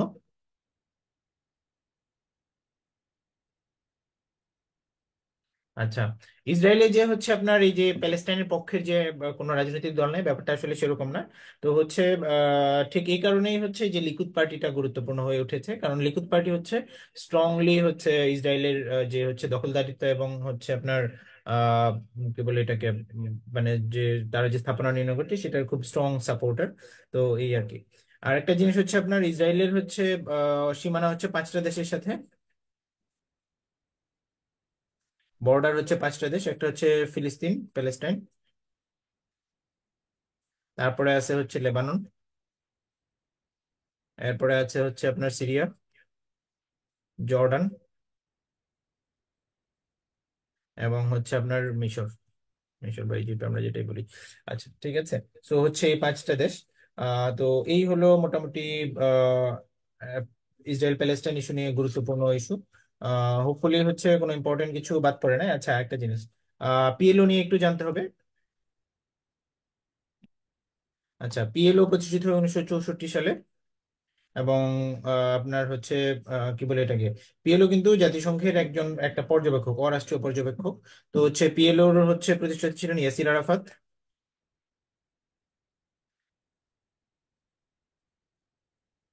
ঠিক আছে। এবং পিএলওর হচ্ছে আপনার কি বলে এটাকে 2004 সাল পর্যন্ত তিনি বেসিক্যালি মানে শুরু থেকে 4 সাল পর্যন্ত চেয়ারম্যান ছিলেন। এই থেকে হচ্ছে আপনার কি বলে এটাকে আর কিছু গুরুত্বপূর্ণ না। আচ্ছা, পিএলও কে কিন্তু হচ্ছে আপনার কি বলে এটাকে মানে কাইন্ড অফ ওয়েস্টার্ন মিডিয়াতে হচ্ছে প্যালেস্টাইনের ইয়া বলা হয় আর কি, কি বলে এটাকে, সিনোনিমাস হিসেবে চিন্তা করা হয়, এবং পিএলও কে হচ্ছে স্টেট অফ প্যালেস্টাইনও বলা হয় অনেক সময়। এখানে স্টেট বলতে আসলে অথরিটি বোঝায়, ঠিক আছে। তো হচ্ছে আপনার এই আর একটা জিনিস হচ্ছে এখানে আর কি গুরুত্বপূর্ণ। ওকে, এটা গেল। আমি হচ্ছে একটু আবার স্লাইডটাতে যাব।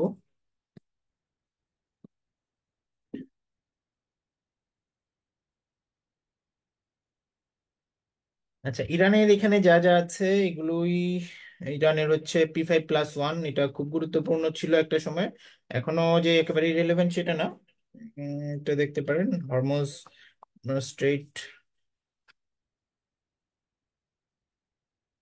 তারপরে সৌদি আরব আছে, তুরস্ক আছে, ইউএই, কাতার, মধ্য এশিয়া। আচ্ছা, আমরা হচ্ছে মধ্য এশিয়াতে আসি। আমি জাস্ট একটা জিনিস বলে এই মধ্য এশিয়া শেষ করব। মধ্য এশিয়াতে নাগার্নো কারাবাখ ছাড়া আপনাদের আর কিচ্ছু করা লাগবে না, ঠিক আছে। হোয়াট এভার, আমি দেখি একটু কি কি আছে। আচ্ছা, ও এখানেও কিছু দেওয়া হয়নি। Very good. আচ্ছা, মধ্য এশিয়াতে শুধুমাত্র, আচ্ছা মধ্য এশিয়া বলতে পাঁচটা দেশ বুঝায়।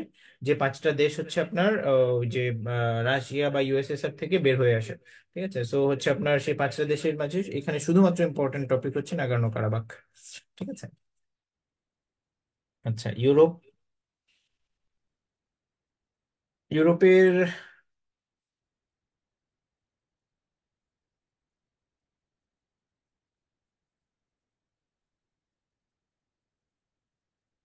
ইউরোপের ব্রেক্সিটটা দেখবেন এখানে।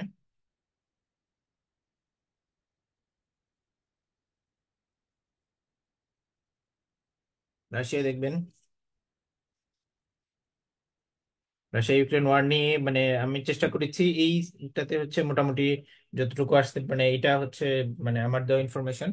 তো হচ্ছে এটাতে মানে ক্রিম ইনফরমেশন গুলাই আছে রাশিয়া ইউক্রেন ওয়ার নিয়ে।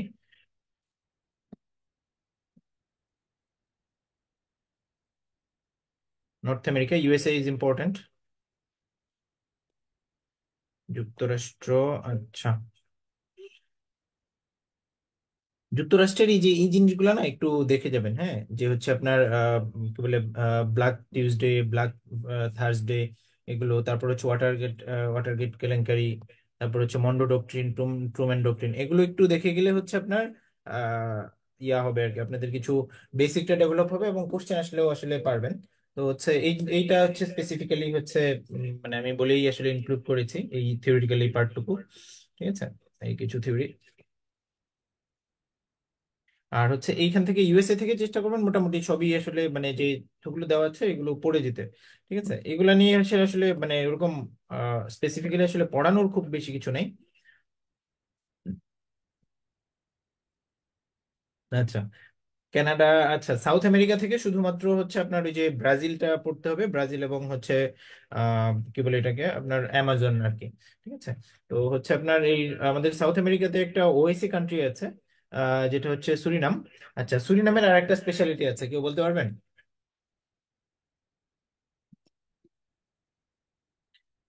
সাউথ আমেরিকার সবচেয়ে ছোট দেশের নাম কি? আচ্ছা, সুরিনাম হচ্ছে সাউথ আমেরিকার, ও আচ্ছা এখানে আছে, সাউথ আমেরিকার সবচেয়ে ছোট বা ক্ষুদ্রতম দেশ হচ্ছে সুরিনাম। আচ্ছা, তো হচ্ছে আপনার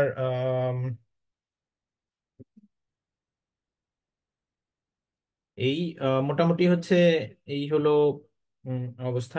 আচ্ছা, এখানে হচ্ছে তাহলে আজকের মানে পড়াশোনার সামারি হচ্ছে যে মানে স্লাইডটা থেকে আমরা হচ্ছে কিছু গুরুত্বপূর্ণ জিনিস মার্ক করেছি। এর বাইরে হচ্ছে প্যালেস্টাইন নিয়ে হচ্ছে আরব ইসরায়েল ওয়ার নিয়ে হচ্ছে আমি ছোট একটু ইনফরমেশন দিয়েছি। আর হচ্ছে আপনার মানে বেসিক্যালি ইসরায়েল নিয়ে সবই জানতে হবে, ঠিক আছে।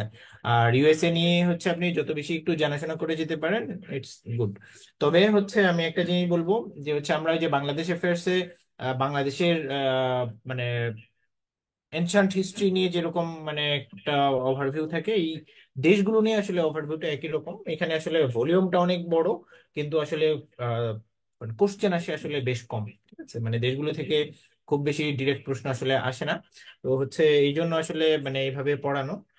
আর হচ্ছে আমরা মানে সোফার হচ্ছে যে দুটা স্লাইড আমরা মানে কভার করেছি, মানে এটার মানে এটার পার্ট অফ ইয়া হচ্ছে যে মানে আমরা না, আমি চেষ্টা করেছি যে আপনাদের মানে ইনফরমেশন লোডটা কমিয়ে আনার জন্য।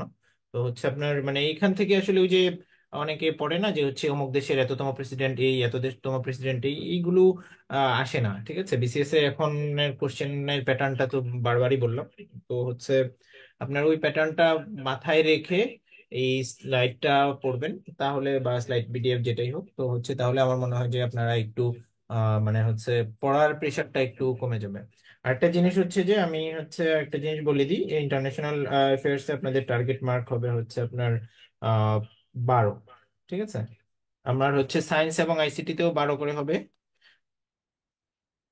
যেখানে হচ্ছে 15, সরি 15-তে 12। তো হচ্ছে আপনার ইন্টারন্যাশনাল অ্যাফেয়ার্সে আপনাদের হচ্ছে যদি না খুব লাকি হন, তাহলে হচ্ছে আপনার এই 12-র উপরে তোলা বেশ টাফই বলা যায়। ঠিক আছে, তো সেই জিনিসটা মাথায় রেখেই আসলে প্রিপারেশনটা নিতে হবে। ঠিক আছে, এখানে হচ্ছে আপনি অনেক বেশি পড়ে ফেললেও যে হচ্ছে 12-র চেয়ে বেশি পাবেন, বা হচ্ছে 13, 14, 14 পর্যন্ত আসলে পাওয়া যাইতে পারে, কিন্তু হচ্ছে আপনার এর উপরে পাওয়া ইজ কোয়াইট টাফ। ঠিক আছে, মানে এর উপরে পাইতে হলে আসলে এত এত জিনিস কভার করতে হবে, যেটা আমি এই 2 মাসে কভার করে আসলে সাজেস্ট করবো না। রাদার এই সময়টা যদি আপনি বাংলাদেশ অ্যাফেয়ার্স বা জিওগ্রাফিতে দেন, ওইখান থেকে রাদার আপনি মার্ক তুলে নিয়ে আসতে পারবেন। মানে হচ্ছে এই সময়টা যদি আপনি লিটারালি ওই জায়গাগুলোতে দেন, 5-6 মার্কের মতো কভার হয়ে যাবে। বাংলা গ্রামার মানে যেগুলো হচ্ছে খুবই কমন এবং খুবই বেসিক প্রশ্ন হয়। ঠিক আছে, তো আজকে ক্লাসটা হচ্ছে এখানে শেষ করছি। তো সবার জন্য মানে শুভকামনা জানিয়ে হচ্ছে আজকে শেষ করছি। এবং একটা জিনিস হচ্ছে, নেক্সট ক্লাসে হচ্ছে আমি হচ্ছে আগে হচ্ছে আমার মতো করে একটু সামারাইজ করব, এবং হচ্ছে পরে আসলে স্লাইডে যাব। ঠিক আছে, যে আমাদের যদি কোনো কিছু বাকি থাকে গুরুত্বপূর্ণ, দেন হচ্ছে আমরা স্লাইডটাতে যাব। তো এই হচ্ছে কথা। তো আল্লাহ হাফেজ, গুড নাইট, আসসালামু আলাইকুম। কার কোনো কোশ্চেন থাকলে করতে পারেন।